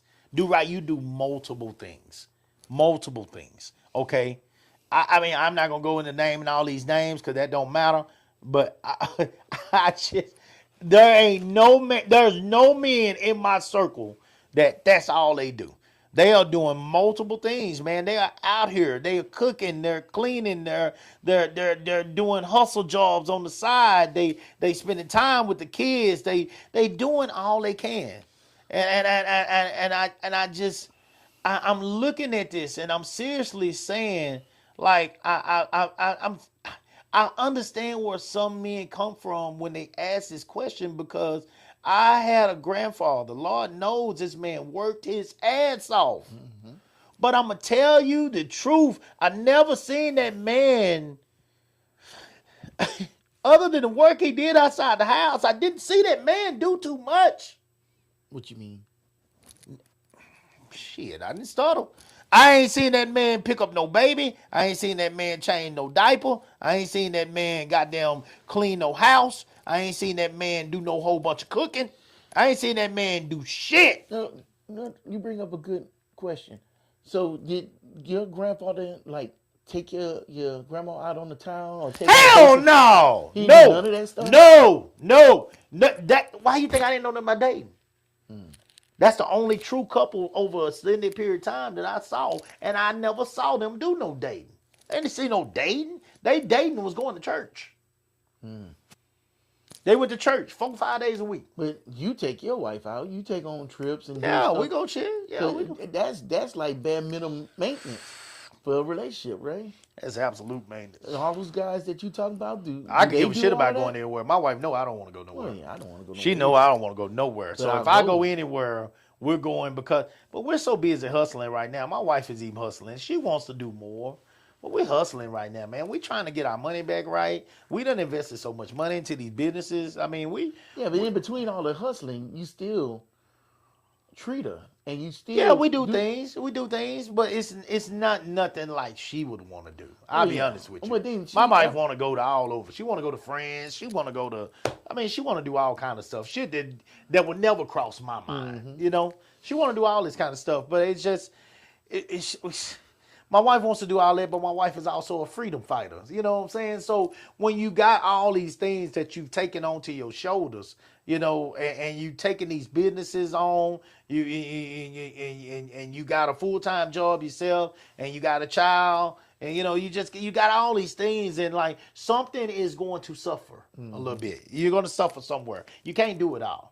You know, that movie that came out with the girls trip, they talked about girls saying, you can have it all. Bullshit. Bullshit. You're going to suffer somewhere. Everything is not going to be perfect, okay? But you can continue to try to work at it and develop it. And all I ask is that there's an effort. I think you just want a person that is going to put effort into you. Just try. Nobody's expecting you to be the bitch that was riding that boy back when he was 19, 20 years old. Nobody expects that. Your knees bad and his bad too. But just try to do something to make your spouse feel good. What does a man benefit by getting married? You take on a partner, you think. To me, really, you take on at times, if that person ain't on the right level, you take on another child. This is somebody else you're supposed to do all this protecting for and all this providing for, and then the motherfucker will have the audacity not to give you no ass. Well, And then you might have to get up and go get your own cough drops when you sick. then wouldn't another question be why have kids? Well, that's a whole nother story. Yeah, but it's the same question. Yeah. Because Oh, why have kids? They come out, they useless. You paying for them every second they breathe. In today's world, kids are absolutely useless, and that's why the new kid is dogs. That's why people are paying I don't $3,000, understand that. $5,000 for a Because dog. they more useless. No, not necessarily. At least if you get the right kind, they supposed to goddamn bark when somebody coming up to the goddamn house. Man, you can hook the cameras up. My damn dog. Well, the camera don't work if you sleep. And my goddamn at the other house, my truck got left on bricks right out in front of my damn house with my dog sleep in between me and Candace. Trash. So Goddamn Cholo didn't do shit for me that night. I know. R.I.P. to my That's what I'm legendary saying. Cholo. At least you can hook a camera to a speaker and the dog bark every time somebody passed by. Yeah, and shit, or something. Yeah, I should have came up with something like that. Cholo didn't do a goddamn thing. That nigga, they left my truck on bricks in my own front yard. I never even got to load my gun because I never knew it was happening. So then, if a man doesn't get married and if a man doesn't have kids, then what does a man do with himself? What's his purpose? What is his point? What is he trying? Work and live. Living? How is that? How you living? Living doing what? You don't want to travel. You know, shit. You just Well, wanna stay I at don't home. want. I mean, your life changes at that point. How? 'Cause you're Other not things married and become stuff? more important. Like what? Traveling, having a good time, seeing the Men world, don't doing want the to travel. things. Huh? Men don't want to travel. A lot of men travel. A lot of men travel. A lot of men don't want to travel. Ooh, For pleasure, a man will travel for work, but for pleasure, shit, man will never see friends. Well, you better go on that thing and talk about some of them. Oh, some of I them ain't men talking that about got- niggas that's going over there trying to fuck a You foreign go on women. them things that got That's- them. come on, bro. Them That's dudes pitiful. got houses in the DMR. Pitiful. That's pitiful. The only purpose you travel is to go find a woman so you can fuck. That is pitiful. You Yeah. don't want to get married, but you're willing to fly across the world so you can get some pussy. Get out of here. That's pitiful. No. It's not just about the pussy. It's what? It's the experience as well. Of There are what? some men out there that think just like women. They want to experience the world. They want to see the world. They want to experience other women. What? That too. That's just part of it at the end of the night. And that's living. Sure. For some Chasing, men, chasing skirts. it's Working not at just chasing about skirts. chasing skirts. It seems like that's all it's about. It's just a chasing happy skirts. ending. Okay, There they're are a lot chasing of the people. nut. You don't think there's a lot of men? Hold on. You don't think there's a lot of men that want to actually do the same thing that women? Like when women talk about they want to see the world, they want to see sights, they want to do all these different things. You don't think there are a lot of men that want to do that too? No. Oh, I disagree. I ain't with that. talked to a man I disagree that with that. went anywhere that said that they really wanted to go. And the Oh, first thing they man. say, man, I spent a lot of money. No, I disagree with that. I think dudes would sit up here and play Madden all day rather than go and get on anybody's plane and travel. I disagree with that. There are a lot of dudes that want to be on yachts all day. There are a lot of dudes that want to be on the Why would a guy get a yacht? huh? Why would a guy get a yacht? Why would a guy get a sports car? Why would a guy get nice ass clothes? All for the same goddamn reason. Men don't give a fuck about none of that shit. Oh, well. All they want is ass. Oh, I And know. they do I all love that the shit to happy get ending. ass. I love the happy ending. Don't get it twisted. You used to crease them pants Yes! up. Come on. You used Shit! to crease them pants Boy, up, right? you better sing it. But Come you on. didn't crease them pants up because you just felt like it. Hell no. You didn't crease them pants up because it made them look good. You creased them pants because you was on the hoe stroll trying to get some tail. But everybody ain't cool. You've said No, that no, yourself. no. Every man is the same way. If it wasn't for women, we'd be still living in caves. Because there ain't goddamn thing we would be doing because we ain't have no desire to do it. Most of modern living today is because men made it for women. While playing devil's advocate, you're making my point for me. But if All it the wasn't things for, that we do to entice and get the attention of and make women happy, then you actually go into a marriage and it's like you're doing these things and are you being satisfied? but it's in You're making our my na- point for me No, by I'm the way not. you say that. It's in us to do that. That's the problem. We're idiots. And if A man is an idiot if he's gonna do that stuff and be treated like less than a man. end of the day, women is men's motivation, straight up, all day long, twice. Oh, not for we don't everything. motivate women; women motivate us. And without a woman, we lose that motivation Protecting his family and taking care of his family is motivation. to get married. But that even when, as a kid, when you was pulling that little girl hair and shit and pinching her and shit, you like that attention from that girl because men like attention from girls. Well, I don't want to say men and girls, but you know what I mean. See, here's the difference, though. Here's the difference, and I can understand. I can honestly say this even for myself. I talk about all the things that we've built and all the things that me and Candace, Candace has pushed me to do, motivated me to do. But let me be clear here. When I was single, I kept money. Okay. I kept money. Mm-hmm. I did less. Mm-hmm. And I still got what I wanted. Hold on. I didn't have to worry about taking nobody here. I didn't have to worry about doing anything that I did not want to do. Because if a woman was to push me to want to do anything that I didn't want to do, I could just say, no, baby, that ain't what I do. And I Okay. can move on to the next. Then why you got married? Ain't that what the subject is? No. You said what's in it for you. Why did you get married if you had Why it did that I get easy? married? Yeah. Because I love my wife. And what I say, and I- you what love did I that say? attention from that beautiful woman. What did I say in the beginning? I said we love this woman and we don't want nobody else to be with her. I love this wife. You didn't and I want nobody else to be with her? I mean, that's all it was. You loved her and you didn't want nobody else to be with her. Candace And told that's me it. straight up. Candace told me straight up, nigga, you ain't gonna be just fucking me. She told me straight up.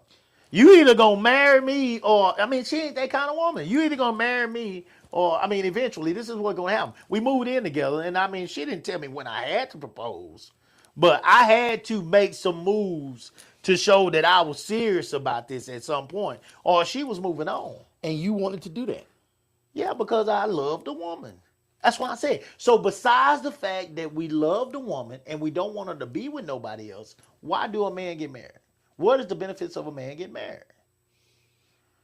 And it's got to be more to it than you love her and you don't want nobody else to be with her.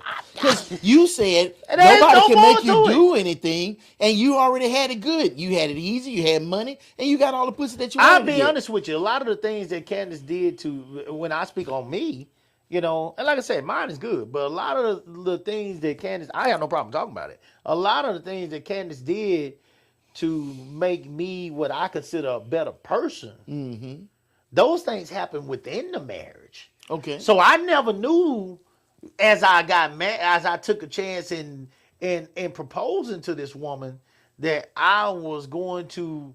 I mean, it's like You didn't you're know you was hoping gonna for- benefit. Yeah, you're hoping for the good, but like you in the moment, I didn't see those things. This was really like it really is in the moment. I joked about it when I got married to her. You can ask her this, she'll tell you.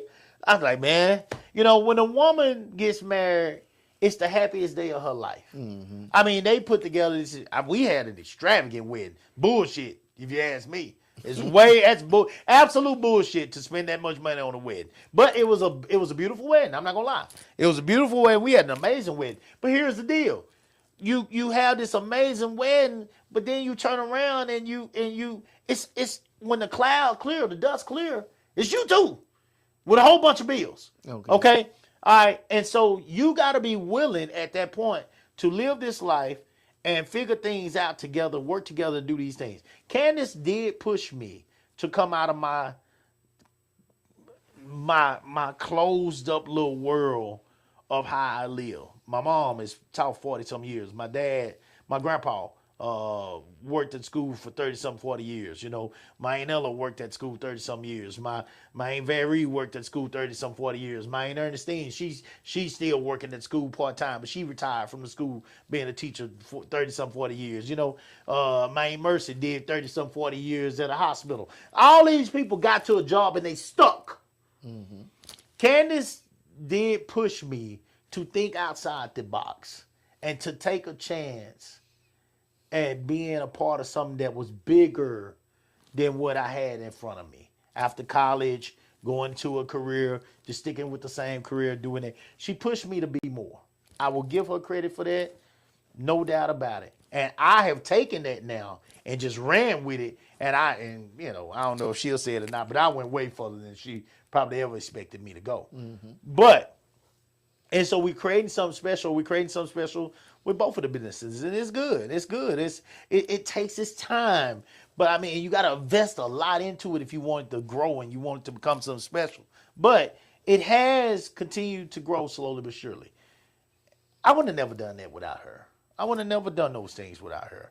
I would have never moved in a house like this without her. I don't give a damn. Man, I don't give a damn about no shit like this, man. This is Candace.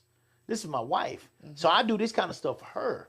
You know, and it's all good. I'm not tripping, you know, but you got to be in a position where you see some of the benefit of being with a woman like that to actually look at a situation like that and say, okay, I appreciate it enough to do my part to make sure that we're successful as a family.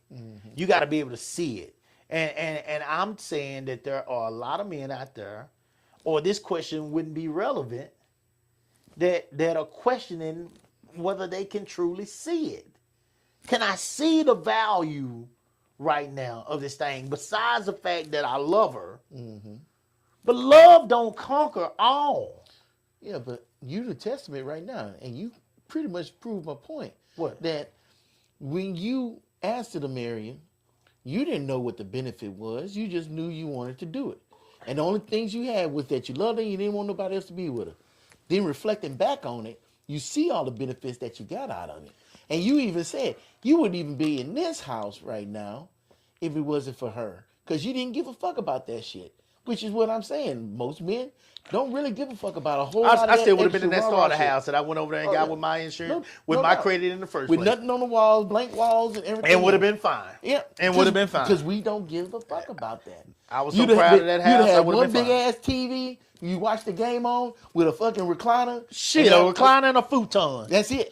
That's what it is. But when you get a woman in your life, that shit motivates a man. And next thing you know, he's sitting in a room doing a podcast on Wednesday night with Do Right. Ah! You see what I'm saying? That's why That's you get my married. story. Yeah, but But there's a lot of men out there that Here's- don't feel that way. They've got to, and you can't say they are at this point. Let me See, they are at that point, this point. But you they're the can't. same age as me. But here's the thing. Okay, Coop. go ahead. You are emotionally intelligent enough to sit and reflect on your life to see, man, I'm glad I did get married. No, hold on. But a lot of men are not emotionally intelligent enough to reflect on what they actually got. And if they reflect on what they actually got, then they can sit up here and start trying to make some different changes in their life. Okay. Different changes in their marriage. What do you- Hell, if you keep doing the same thing and it's not working for you, do you keep doing the same thing? Oh hell no, not me. You know what I'm My saying? wife tell you in a minute. We're But- not gonna keep arguing and tripping bullshit about the same shit. Yeah, who wants to do No, that? I don't do that. But if you got a guy that's married, pussy But on that's lock- me though. That's I'm me. not talking about you right now. Yeah. If you got a guy out there, pussy's on lockdown, been married for years, still doing the same thing, and shit ain't changing, then whose fault is that? Oh, that's What it's they on call- him too. what they say? If you do the same thing over and over, expect a different result, they call you what? Insane. So now is the time. If you're in a situation like that, or you feel like you're in a situation like that, now it's time to reflect.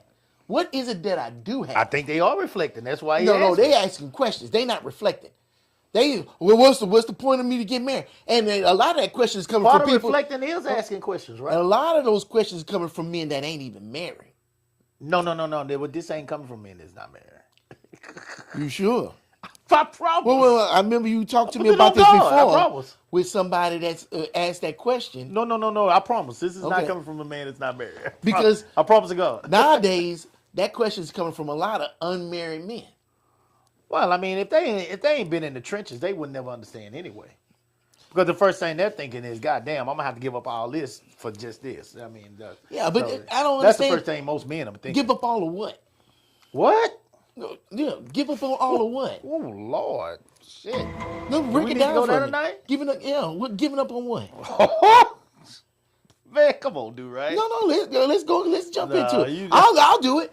Give up all this tail running around, chasing all these women, spending all that money and time and effort. You're and not all that spending shit. money. Bullshit. Coop, like you said, that's you.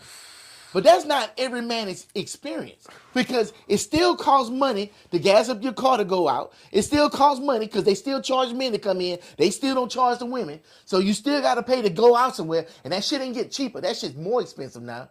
You know how So- many women love a good meal cooked at home?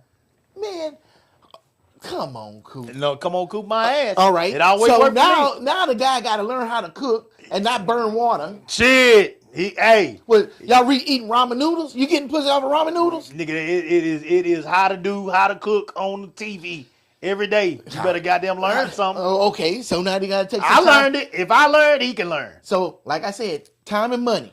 So now he needs to take that time and start learning how to cook. Yes. And he still got to go to the store and buy all them damn groceries. Hey, better Right? than going out. You better go ahead. Better than going out. Go You ahead and already pay for got it that. at the house. Go ahead and pay for that Netflix account and everything else. And guess what? And you watch it in the bed. And you better go ahead and have you some money for your rent and your utilities. And you better have He you already some... got his own place. Barely, but... How you know?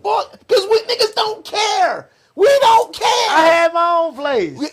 If a dude bringing women over to the house like that, he gonna have a pad. That shit's gonna look nice. That shit is not cheap. He's gonna have to put effort into that shit. He ain't just bringing her over there, sliding the trash over to the side and making a pad for them to go to the bedroom. That woman is not gonna sit in that house with that bullshit. As long as it's clean.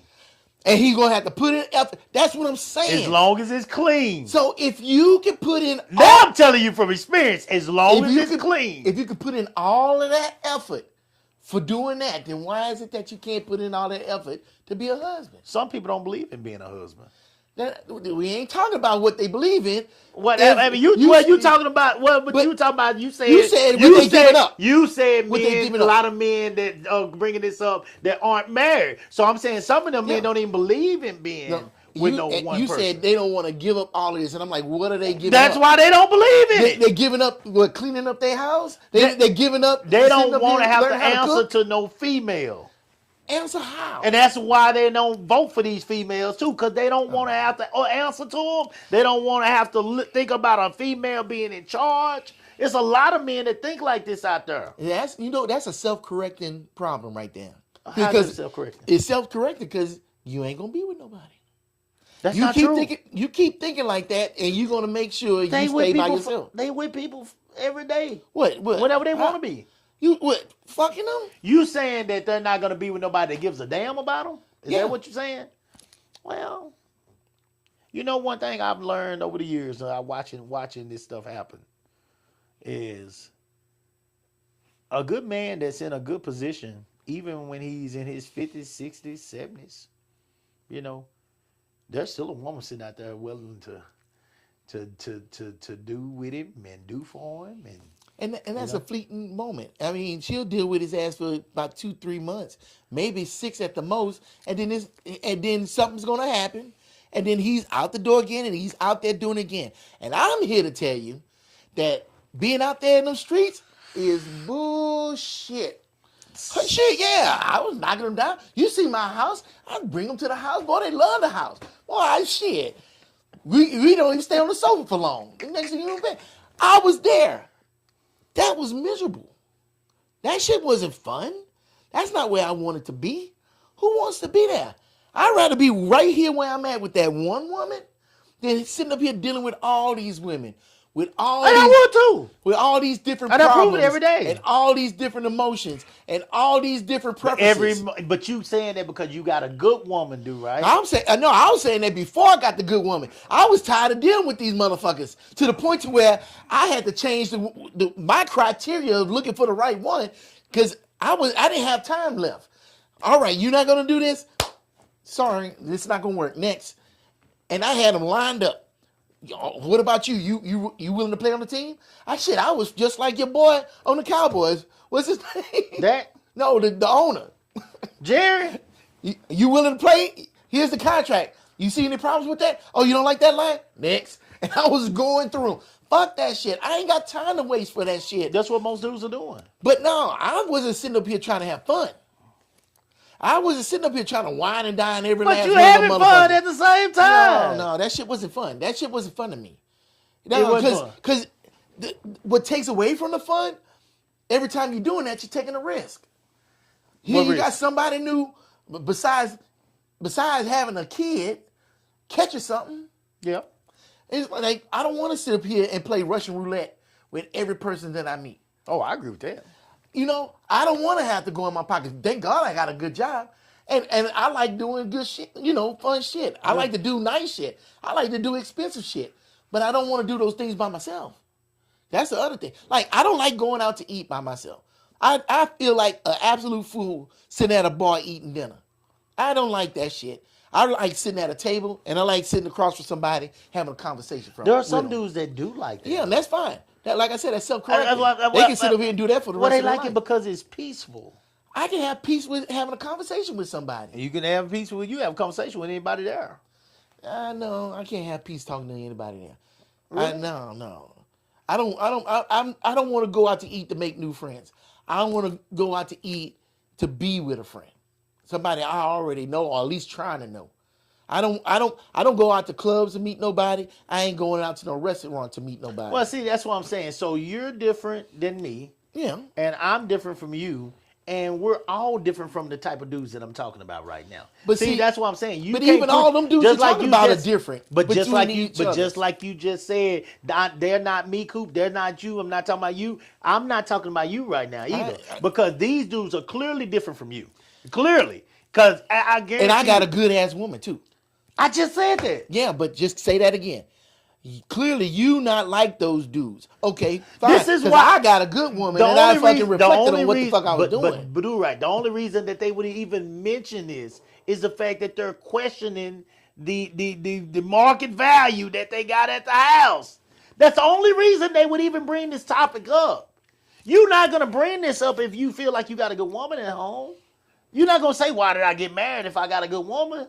They're questioning. So they questioning whether they got a good woman? based on the efforts based on the efforts at So home. they doing everything, and the old girl ain't doing I'm shit. not saying I don't know. I don't know the full detail. I'm not the therapist. He just said That's a have loaded the question, show. man. He just said have the show. And so I know that everybody okay, do right. First of all, now let's be 100 now. You acting like it's marriage is just the greatest thing on earth. No, That not is at not all. the case, and it would never be the case because there's too many divorces. Okay? So let's be real now. What's the number one reason for divorce? I have no idea. Oh, it's easy. Number one reason. What you think? Probably infidelity. What? Finance? I don't know. Selfishness. Number one What reason hap- for divorce is selfishness. And what happens when a person is selfish? They get divorced. What's the reaction? What's the reaction that leads to the divorce? What you mean? What's the action that leads to divorce? If a person is selfish, What's the action that leads to Look at divorce? all the selfish things that you can do. You said money. Okay. One person in the relationship spending all the money while the other one is making it. okay. Somebody's selfish. You said infidelity. Somebody not satisfied with just having that one partner. They got to have a whole bunch of partners. That's selfish. You come up with it. It's going Or to be gotta have selfish. a partner. What's that? Or gotta have a partner. If you ain't Well, getting it at the house, well, then you gotta have a partner. And it's still, you go with your selfishness. But that's what I'm saying. That's not selfish. If one person wants it and the other person won't give it, that's selfish. Yeah, that's what I'm talking about. Yeah, that's that's selfish. selfishness. Absolutely. That's why I say the number one reason for divorce is selfishness.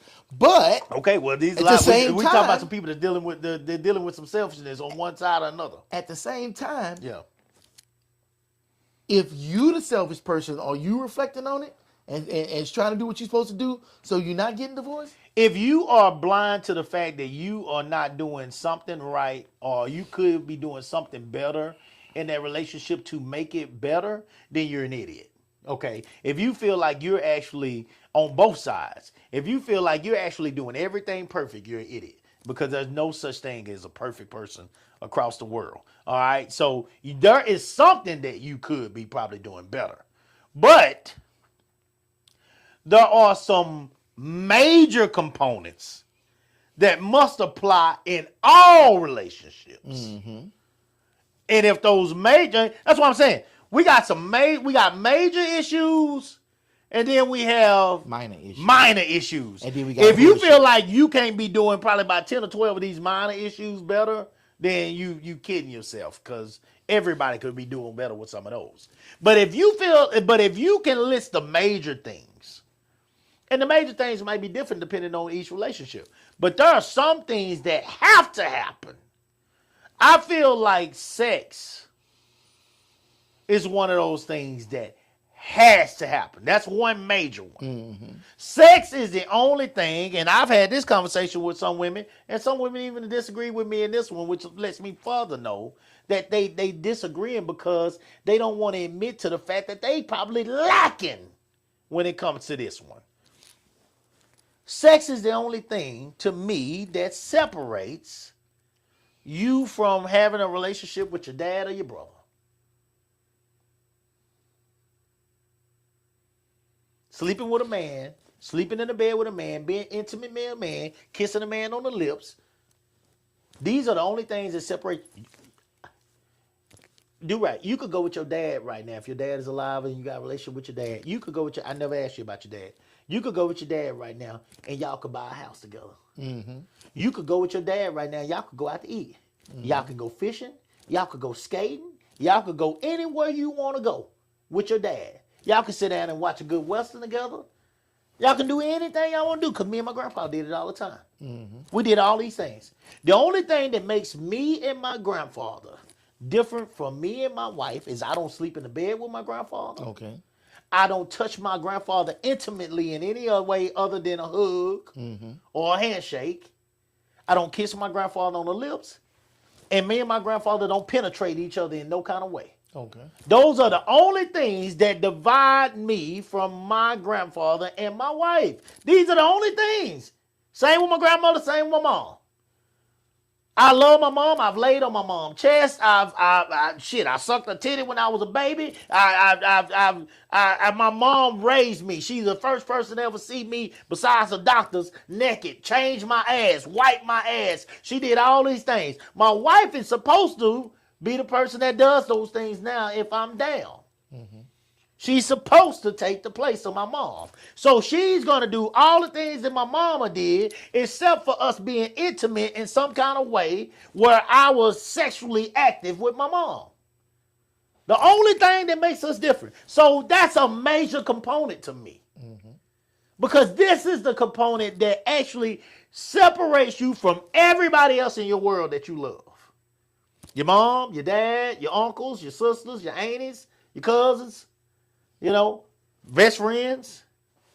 This is the part that separates you. The only part that you do with this person over here that you do with nobody else. Your daughters, your sons. You're not supposed to do this with nobody else. Right. This is the only one. Now, am I wrong right there? No. Yeah, okay. So there are some women that argue with me on that. I said, well, I had this conversation a long time ago. I said, guys, the only thing that your husband is now your protector. He took that job from your dad when he put that ring on your finger. Your dad was your protector. Now your husband is taking his place. I don't need no, he ain't my protector. I don't need no man to protect him. Here we go. So when you say that right there, you're already cutting your man at the feet, I feel like.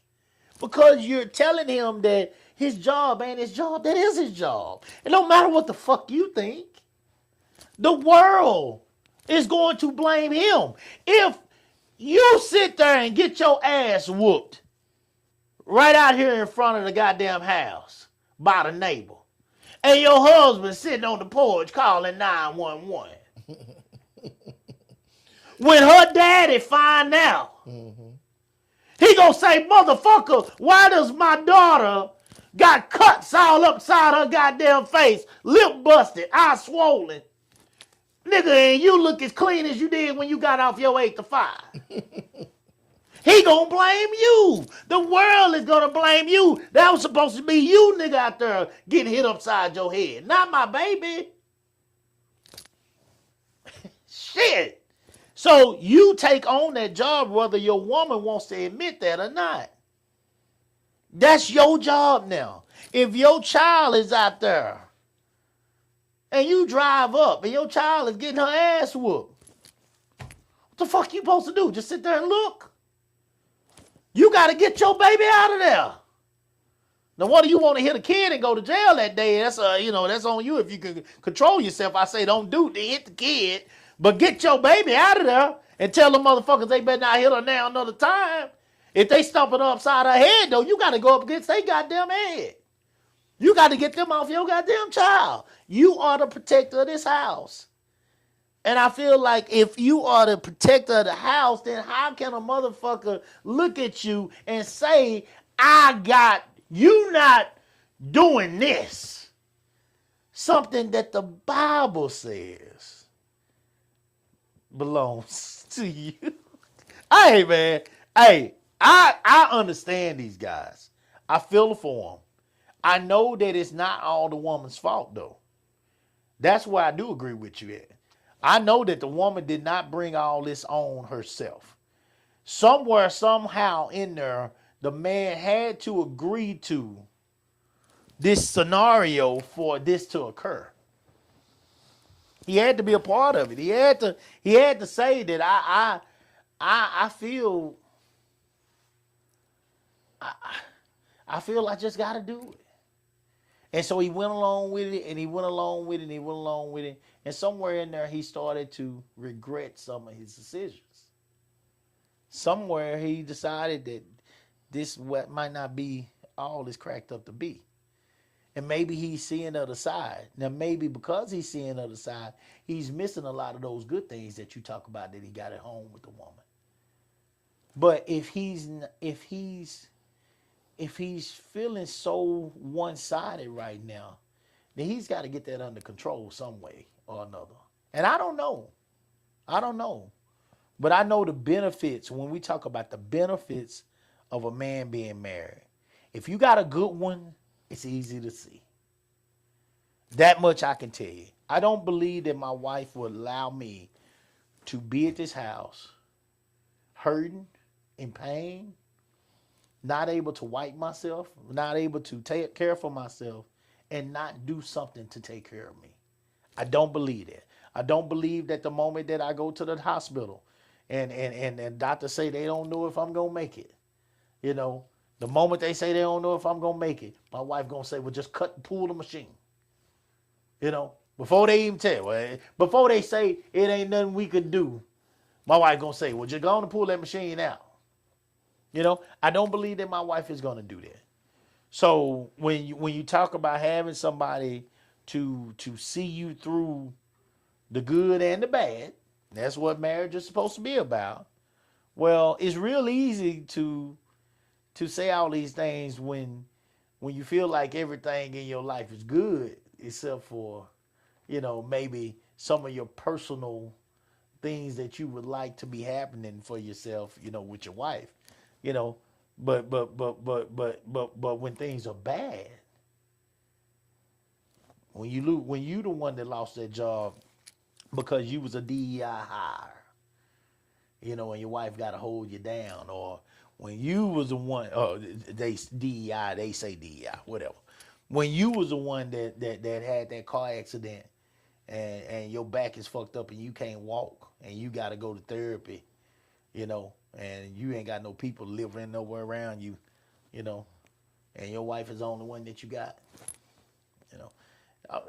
All things like that, accidents occur, you know, health issues occur, you know, jobs come and go, you know. So when these things happen, you know, of course, you know, you're not going to be thinking the same as you're thinking today. So I think one thing that you have reminded us all of tonight, Do Right, if I'm not mistaken in where you was going with this, is to try your best to see the quality in having that woman at the house versus going from woman to woman each night or being alone, period.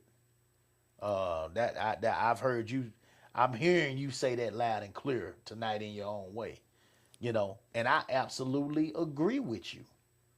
Absolutely agree. But I do, however, understand that some men are feeling cheated. Not cheated because the woman is stepping out on them, but cheated because they just don't feel like they're getting the same effort from their spouse as they may be giving to her. And how do you respond to them? How do you help them? How do you I don't know, because I've never been an advocate of divorce. Right. I've never been an advocate of divorce. Let me say that tonight. Let me say that to all my friends out there, because like I said, I told you in the beginning, we're gonna be no lot of comments on this one because this one gets too real. See, I told you that in the beginning. I knew it wasn't gonna be no lot of comments on this one, you know, and that's okay. That's okay. Let me say this to y'all because I know they're gonna watch it though. I know for goddamn sure they're gonna watch it. There's gonna be a whole lot of people watch this motherfucker. And let me say this to y'all. I am not an advocate of divorce. Because you got to go all out there again, just like Do Right said, you got to start this shit all over again.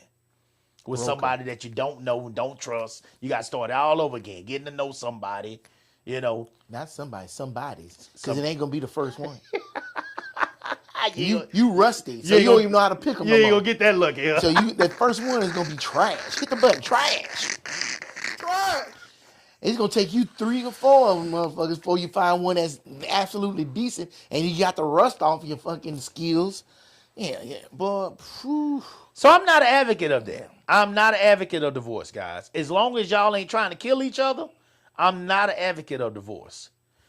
I can honestly say, and this is the truth, Do Right is absolutely right in one part. This is one part he's absolutely right. Do I see myself trying to put the effort in to get to know a person again and do the shit for them that I'm doing for Candace? Fuck no. And I'll say that with a capital F. Fuck no. I'm not doing that again. I'm not doing that again. If I was to some way end up without this relationship here, meaning that we separated in some kind of way, and it just wasn't no mending this relationship in any form or fashion, I'm done. I'm done. I'm not doing this again. I'm not doing this no more. I'm not to this level. Oh, hell no. No. I'm gonna have friends. I'm gonna have friends. I would never do this again. I would never do this again. I do not want to get to know a person like this again. I just don't want to do it. I don't care to. That's just me. Now I don't care to. I'm gonna do a whole lot of things that I want to do. And that's fish. I just want to go to work.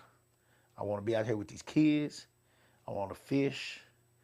There are some places in the world that I do want to see, you know, but there's a lot of stuff that I just want to do. Man, I do want to be out on a boat. I want to be out on a boat. I want to be out on a boat. I want to live on a boat for a little while. I actually do. I want to live on a boat. I want to live on a boat and catch fish, and they fresh, clean, right. I could eat fish every day. I want to eat different type of fish every day. That's like a dream. That's like a bucket list thing for me. I could eat fish every single day. I would love to be, you see like Wicked Tuna, like them shows like that, where they be on the water for several days and stuff. I mean, you was in a submarine for months, so, but I don't want to go back to that. Yeah, I know you don't want to go back to that. But I mean, you was working. I want to live. Shit, that's working too. What you talking about? That's No, not Wicked Tuna. I don't want to do Wicked Tuna. Yeah, that's some very hard work they be doing. But I don't want to do that. I just want to fish. I want to be able to fish and have a chef on the boat. Oh shit, you trying to be rich? No. A chef? Well, it's just when you say chef, it can be. I'm just talking about a cook on the boat. Okay, yeah. I know you say chef. Somebody gonna think y'all you live in Shit, that. it costs $30,000 for a bass boat. Yeah, no. I'm just saying it's a bucket list thing. But I would love to be able to live on a boat for a little while and fish and have fresh, cooked fresh fish, fresh veggies for say a month or two. I would love to do something like that, man. I would think that would just be the world to me. And stop at different places, kind of like a cruise. A cruise. Mm-hmm. Stop at different places, get out for a little while. But go on trips like that there, because I mean, I want to do like river monsters, man. I want to catch all kind of different fish, man. River monsters. I want to catch all kind of different fish, man. I really want to do stuff like that. That's the kind of stuff I want to do. Go to different places. I would love to go to different places. I want to go to Alaska, catch doing the salmon run and all that kind of stuff. I want to catch I want to fight a tarpon. Oh, okay, yeah. Oh my God! The tarpon. The tarpon. Well, tarpon and marlin is almost the same with the sword. No, tarpon with is the different. big fin. Tarpon is different. Okay, Tarpon is different. They look like a big old bass. They got big old scales, and they get up on the water and dance, man. Oh, they dive, jump. Oh, they got that hard front. The muzzle is really hard. Hold on. Because the river monster guy did it. He did a tarpon, and he hit him in the chest, didn't he? No, that's a arapaima. Arapaima. Okay, that's an arapaima. Okay. This is a tarpon. That's a tarpon. Like that big old. See that big fish? Okay. Yeah, you got to see them dance when they hook them. Oh my God. Oh, it's beautiful. But like I just want to catch fish like that, man. See why you can't go and fish for one of those now? Huh? Why you can't go fish for one of those now? I ain't getting on that boat fast. I took my coaches. I took Mark them I took them on a boat. 6 hours. On the Port Aransas. I took them to Port Aransas, man. Oh man, they act like they didn't have fun, man. The fishing tours? Yeah, the With fishing tours. double-decker We go on Those the things fishing is tour. horrible. We go on the fishing tour. Every time the boat stops, they hurry up and getting back in the barracks. Oh man, they act like they didn't have Those fun. things suck. Look, That I was thing in the was Navy. fun, They suck. man. No. You out there all day and it take you fucking 10 hours to get to the spot and 10 hours back. You Yeah. only fishing for fucking 4 hours. No, that ain't fishing. Go charter one of them real boats Well, I want to do it, but you it got to be costs out. more. But you got to be out there more more time. Yeah, but at can least do you're it. fishing more. But they won't do it. That's why I told them I want to take them on like a 24. I tell you to go with me too. Shit, We go I'll like go. on a You ain't 24 saying hour. shit. Yeah, Fuck, 24 hour or 48 hour. I don't get, if it's fishing, I'm out there. That's what I'm saying. I don't go. give a I'll shit. stay out there for weeks. I- I'm telling you what I want to do, and they'll cook fish for you on the boat. See, you can actually pay for this. It's not that expensive. It's out Well, there. it is expensive. Them shits It's is not that bad expensive. if you got multiple people though. It's not that bad. Well, apparently Mark ain't coming. Mark don't want to You go. ain't got his money. Mark don't want to go, man. He trash. He trash, man. But that fishing tour, fucking trash. It's not Hell, trash. It was fun. Man, shit. 4 days in the morning just so you can sleep until damn near noon before you get on It the was fishing fun. spot. It's not bad, guys. Don't believe that. You It's there for fun. an hour and it's time to pull anchor. I've been on several of them. It's fun. It's fun. And then But- you get all hung up with everybody and shit. Yeah, now the small shit, yeah, that's perfect. So the things that I want to do, there are things out there that I would want to do that I could honestly say could take my time up. Now I'd never go back to being the whore that I was. That just ain't possible. That ain't possible. It's not even. I'm not even capable of that anymore. Thank God. You keeping up with it. What? Keeping up with being a whore. Because Yeah. you could definitely be a whore right now. Not like if you that. wanted to. Not like that. Shit, even Not like more. that. No, ain't no way. Even more, Coop. Ain't no way. Coop, you be knocking down more now than you was when you was younger. Oh, you saying because it's available? Yeah. And No, you're no, older. no. You got way more game. You got way more looks. No, you got I- way more resources. No, I don't have more looks. I don't have more looks. I don't Scoop, have more stop, game. stop, I don't Scoop. have more oxygen. I don't stop. have nothing. Scoop, stop. I'm done. You don't have more. You know what I got more of than I had back then? Blood pressure pills. That's what the fuck I got. That's what I'm saying. You can't keep up. I can't but don't keep say up. that you can't do it, because if you set your mind to it, you be shit.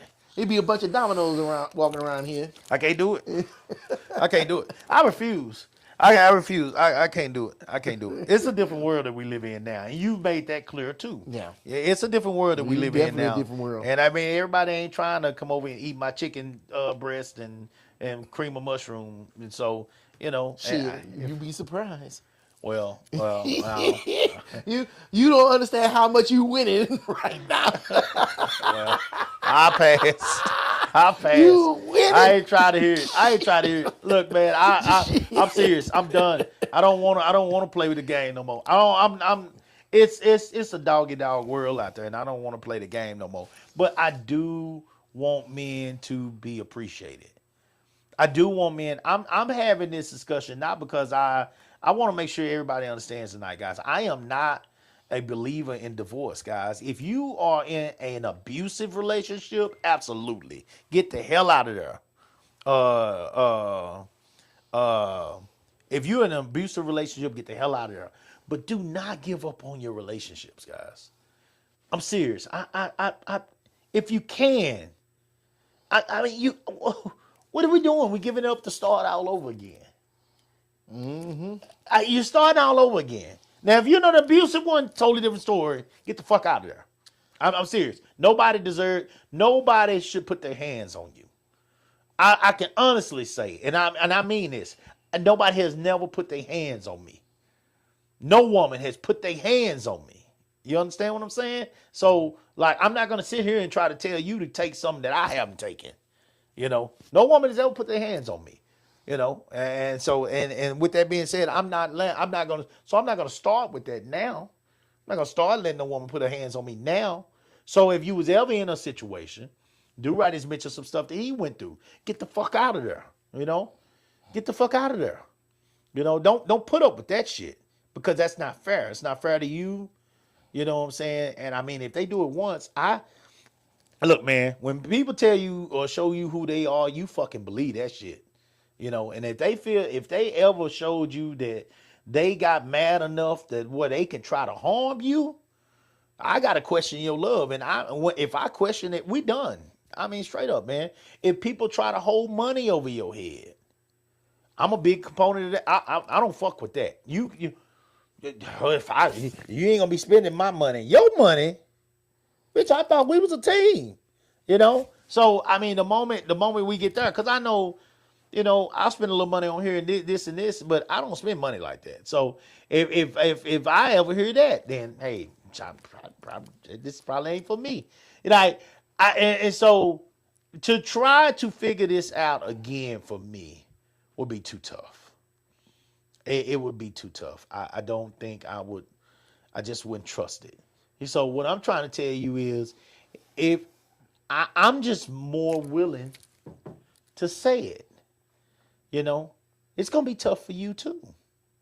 It's not gonna be easier just because Do Right was blessed to do it, but I'm telling you, there ain't too many people that I know in their late 40s and all this kind of stuff that end up with this new person that all of a sudden makes the world, feel like a rose bush. I don't see that too often. I really don't. I'm not lying to y'all, because your radar is up, and if you're really watching and you're really being cautious, you're worried about, oh, am I gonna end up in this shithole again? Some kind of way of, I don't want to do this no more. And you got used to living the way you want to live, and you live. Hey, shit. If I can get a little piece here and there, man, and shit, just send you home so I can lay in my own bed and be peaceful and not have to worry about your stinking ass walking around here, I'll be happy. I'll just be happy. And I think that's where I would be.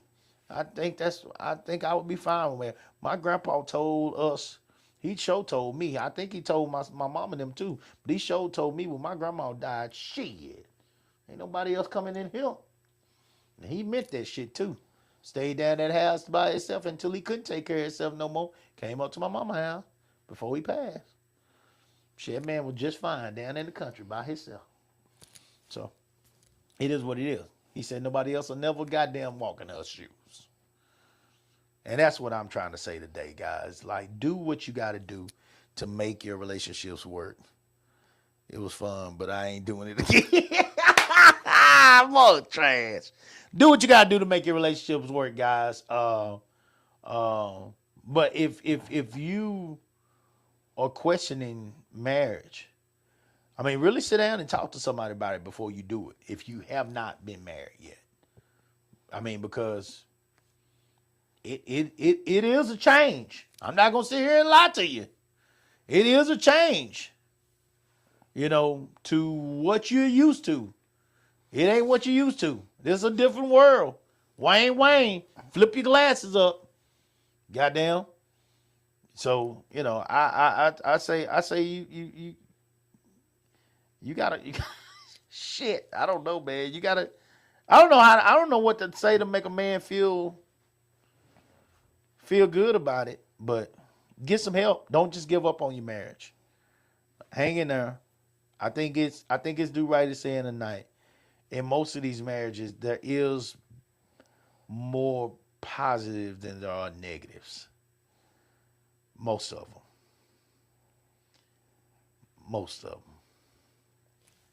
them. Yeah, absolutely. If you can't come up with no positive, then you picked the wrong one. Just keep it real. Shit, if you taking nothing but L's every time you look up, you chose the wrong team. You chose the Cleveland Browns. You shit, straight up. Finish it up, man. Hell, if you had a fantasy team and every play on that motherfucker was putting up no numbers, you would be getting new players. So you know how to do that shit. But you gonna sit up here and you taking L's at home. And ain't nothing good happening. Look, I ain't sitting up here saying fight for something that ain't working. I'm saying reflect on it and really look at if it's not working. If you can't come up with nothing when you look at it logically, then yeah, man, shit, get the fuck out of there. I'll say get the fuck out of there. I say no heartbeat. Because you're not doing yourself a favor. You're doing her a favor too. Hell, she might feel locked into that motherfucker just like you. And y'all both stand for the same reason, but ain't saying shit to each other to say, hey, maybe this ain't working. I was thinking the same thing, but I didn't want to say it to you. Yeah. You know what I'm saying? I don't know. To me, just when you brought up the major problems, and then the minor problems, then the bullshit problems. Yeah. The tripped out thing is, you get enough bullshit problems, it'll turn into a minor problem. Yeah. You get enough minor problems, it'll turn into a major problem. Yeah. And that's a problem because a lot of minor problems can turn into that major problem of you not getting none. That's what I was trying to say earlier. And that's why I say reflect on what you're doing. Because I think it was Tank, right? I think Tank sang that song, You Better Put That Woman First. Nah, that's a Jaheim. Yeah, Jaheim. For real. Tank say when we fuck. Tank said what? When we Oh, fuck. when we fucking? When we fuck. Oh, That was okay. his song. When we Okay. That's pre-marriage and That's all Jaheim of was it. post-marriage. Hey. And it ain't about happy wife, happy life. Because that is a misconception. Absolutely. It's happy spouse, happy house. Absolutely. But you only can control what you can do. So we men, we try to fix shit. Man, try to fix that shit. Don't sit up here and try to make her happy. Yeah. Just look and see what you doing. Can you ramp up something?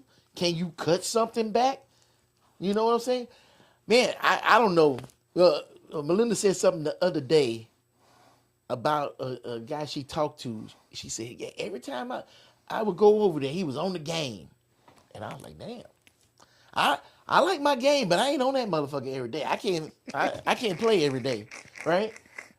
So I'm doing good. I'm winning without even knowing I'm winning. Right? You know what I'm saying? But how many women deal with that?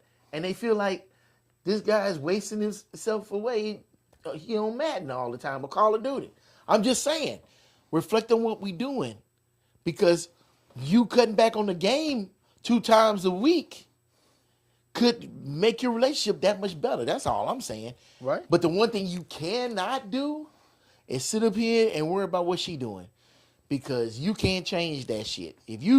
Somebody told me a long time ago, if you putting in 110% and shit's not working,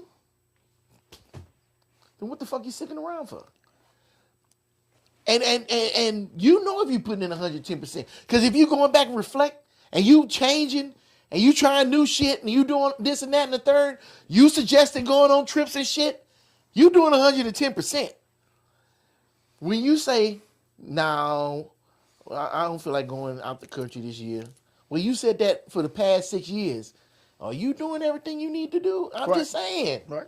I'm just saying. Right. You take out on that trip, boy, the clamp might come off them legs. I'm just saying. She been waiting to do it in a fucking hotel in France. And you take her to France, that's been her lifelong dream. She ain't got nobody else with her. Hell, she might just finally unlock it for you. I'm just saying. Thinking outside the box, doing different things. I'm with Coop. Fight for that shit. Oh, yeah. If you she absolutely good, fight for that shit. Because here's the thing. You can ask that guy, what you like about your marriage? Oh, man, I ain't getting none. Okay. What do you like about your marriage? What's she doing for you that you do like? Well, she do this, she do that. Oh, damn, she seems like she's doing a lot. You know, I understand you hung up on this sex thing and you ain't trying to go out to marriage. Commendable on you. Right. But what you doing? Right. Can she, if you ask her the question, because here's the funny thing that didn't come up tonight. You ain't getting no sex. Let's say she's staying faithful to the relationship too. She ain't getting no sex either. And here's the thing. Women like sex just as much as men do. Trash. Oh, no, that's not Trash. shit. Bullshit. Not every situation. No, they don't. Bullshit. Women can go way longer than men. I ain't say they couldn't go longer than men. Women can go years without it.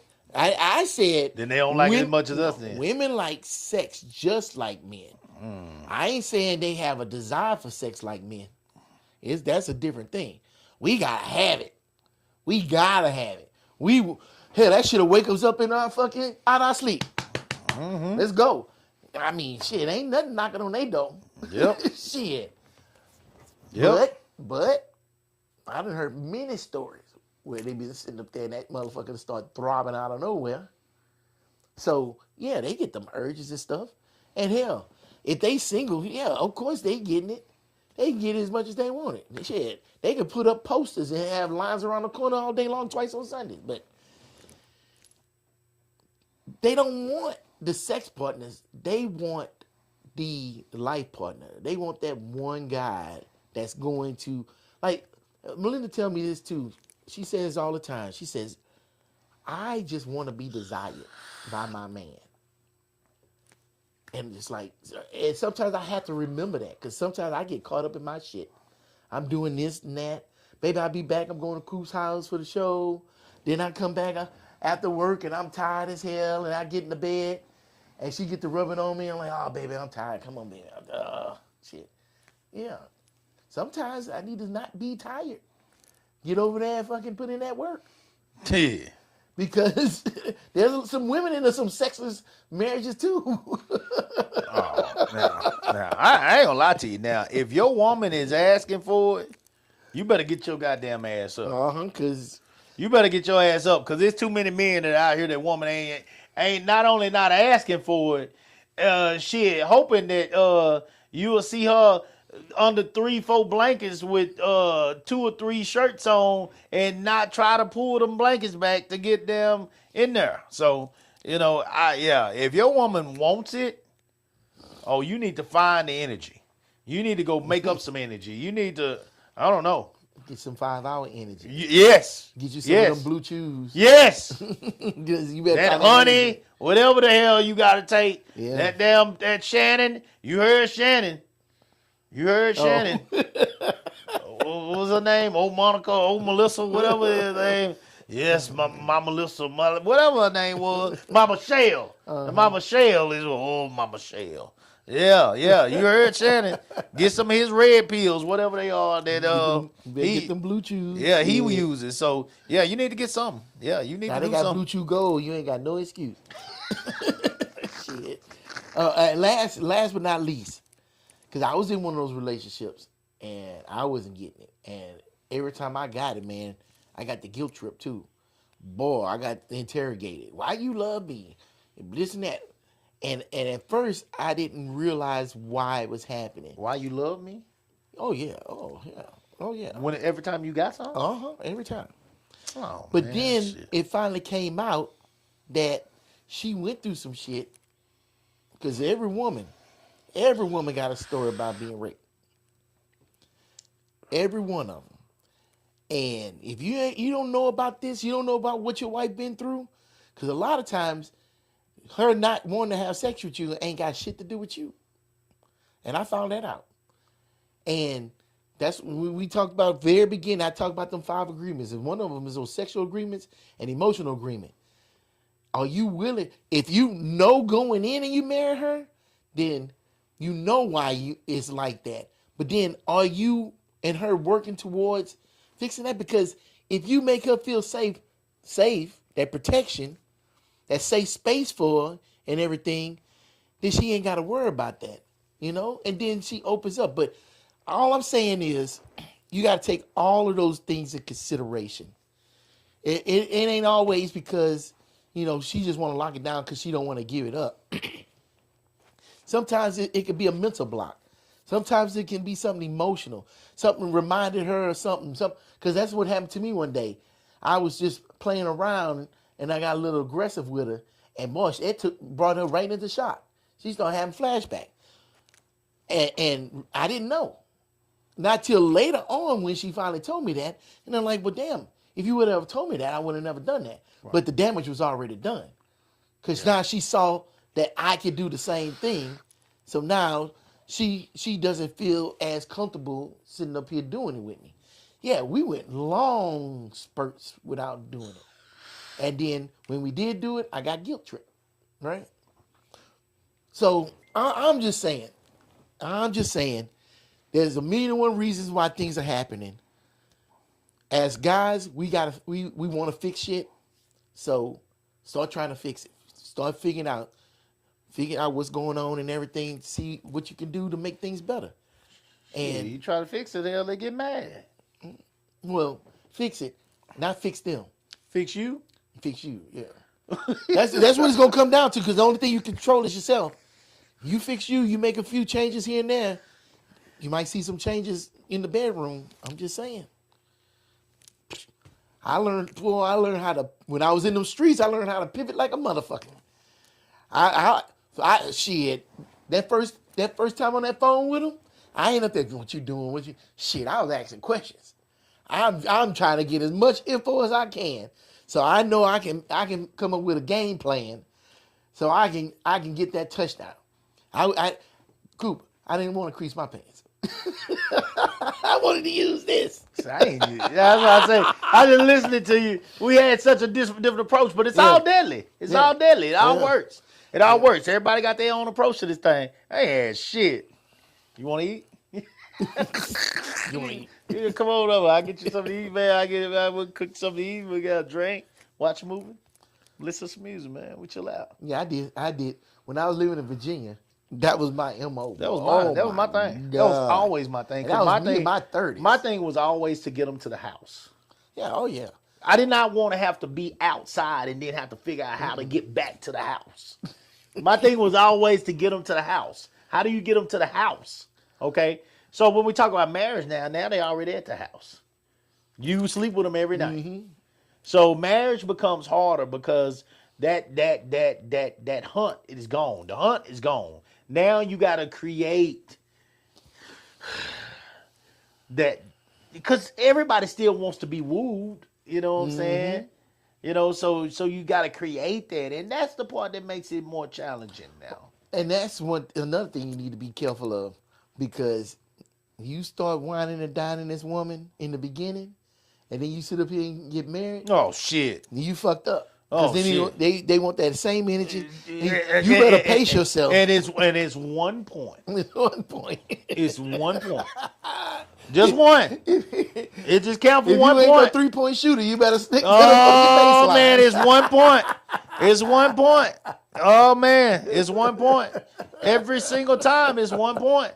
I don't give a damn if you spend $2,500 this weekend. Just know a week and a half from now, what we about to do. Mm-hmm. That $2,500 is vanished.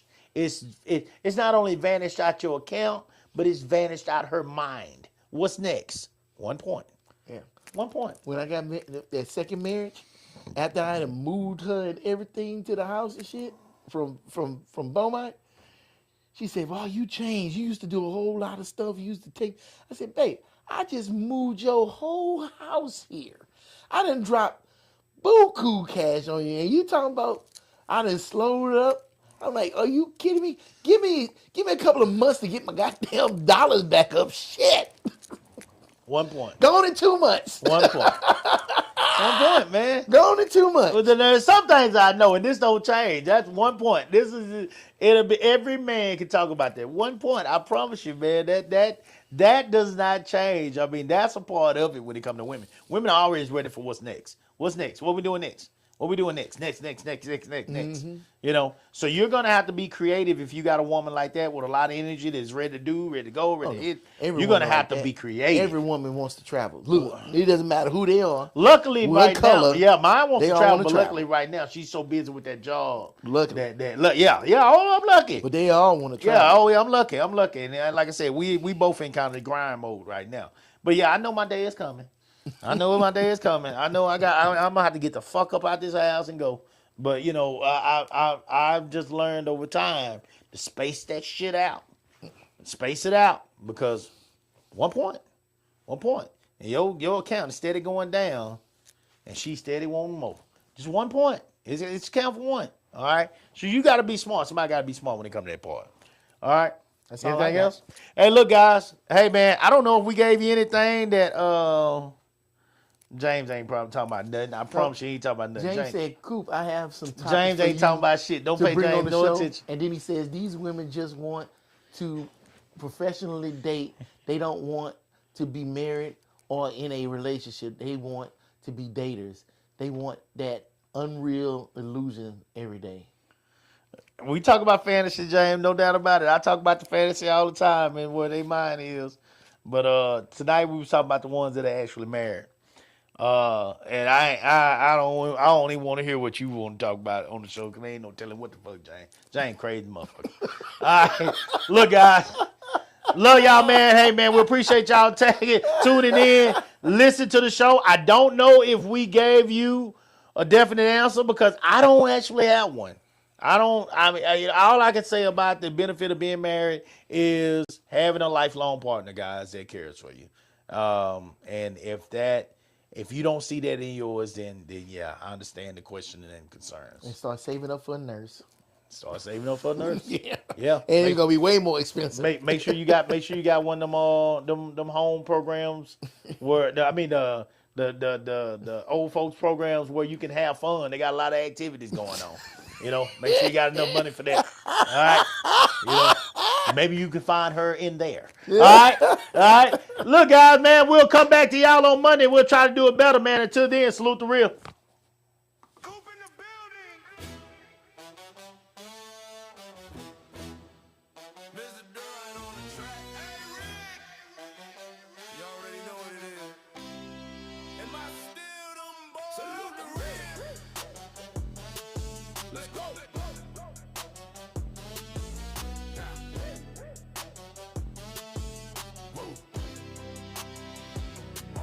We don't salute the fake, we salute the ones who stay through the pressure and the pain. Never let the cold fade. When the streets are watching close and the wolves was at the gate. Real ones had the ground, never switched up, never play. No cap, no performance, what you see or what you get. Put in work before the cameras, before a single check. You say you solid, prove it. Cause we watching every move. Step up, a step aside, we separating fact from truth. Put that hammer on the coupe, put that Durant, let go. You can't fake what's in your blood. Can't manufacture where you're from. When the smoke clears and the noise is gone, only the real ones still stand strong. Salute the real. Salute. We recognize the ones who never fold. Salute the real. Salute. The ones who kept their word and kept it gold. No front, no game. No pretend. Ride for your people to the end. Salute the real. Am I still them boys? Yeah. See, these streets got a way of sorting out who's solid. Every test, every trial separates the real from counterfeit. They claiming they authentic, but the proof ain't in the words. Actions over statements, let the record be heard. You hear them talking loud, but when it counts, they disappear. Whole lot of noise, but not a single thing sincere. Bullshit. We call it like we see it on the side, no sugar coat. Hey, Rick, Coop and Mr. Durant, hold it to your blood. Can't manufacture where you're from. When the smoke clears and the noise is gone, only the real ones still stand strong. Salute the real. Salute. We recognize the ones who never fold. Salute the real. Salute. The ones who kept their word and kept it gold. No frontin', no game, no pretend. Ride for your people to the end. Salute the real. Am I still them boys? Yeah. Put that hammer on them. No apologies out here. We built on what is real and what is real has no fear. Every fraud gets exposed, every poser gets revealed, every lie gets dismantled, every fake deal gets repealed. Bullshit. This is salute the real. We don't play that game. Coop running the show.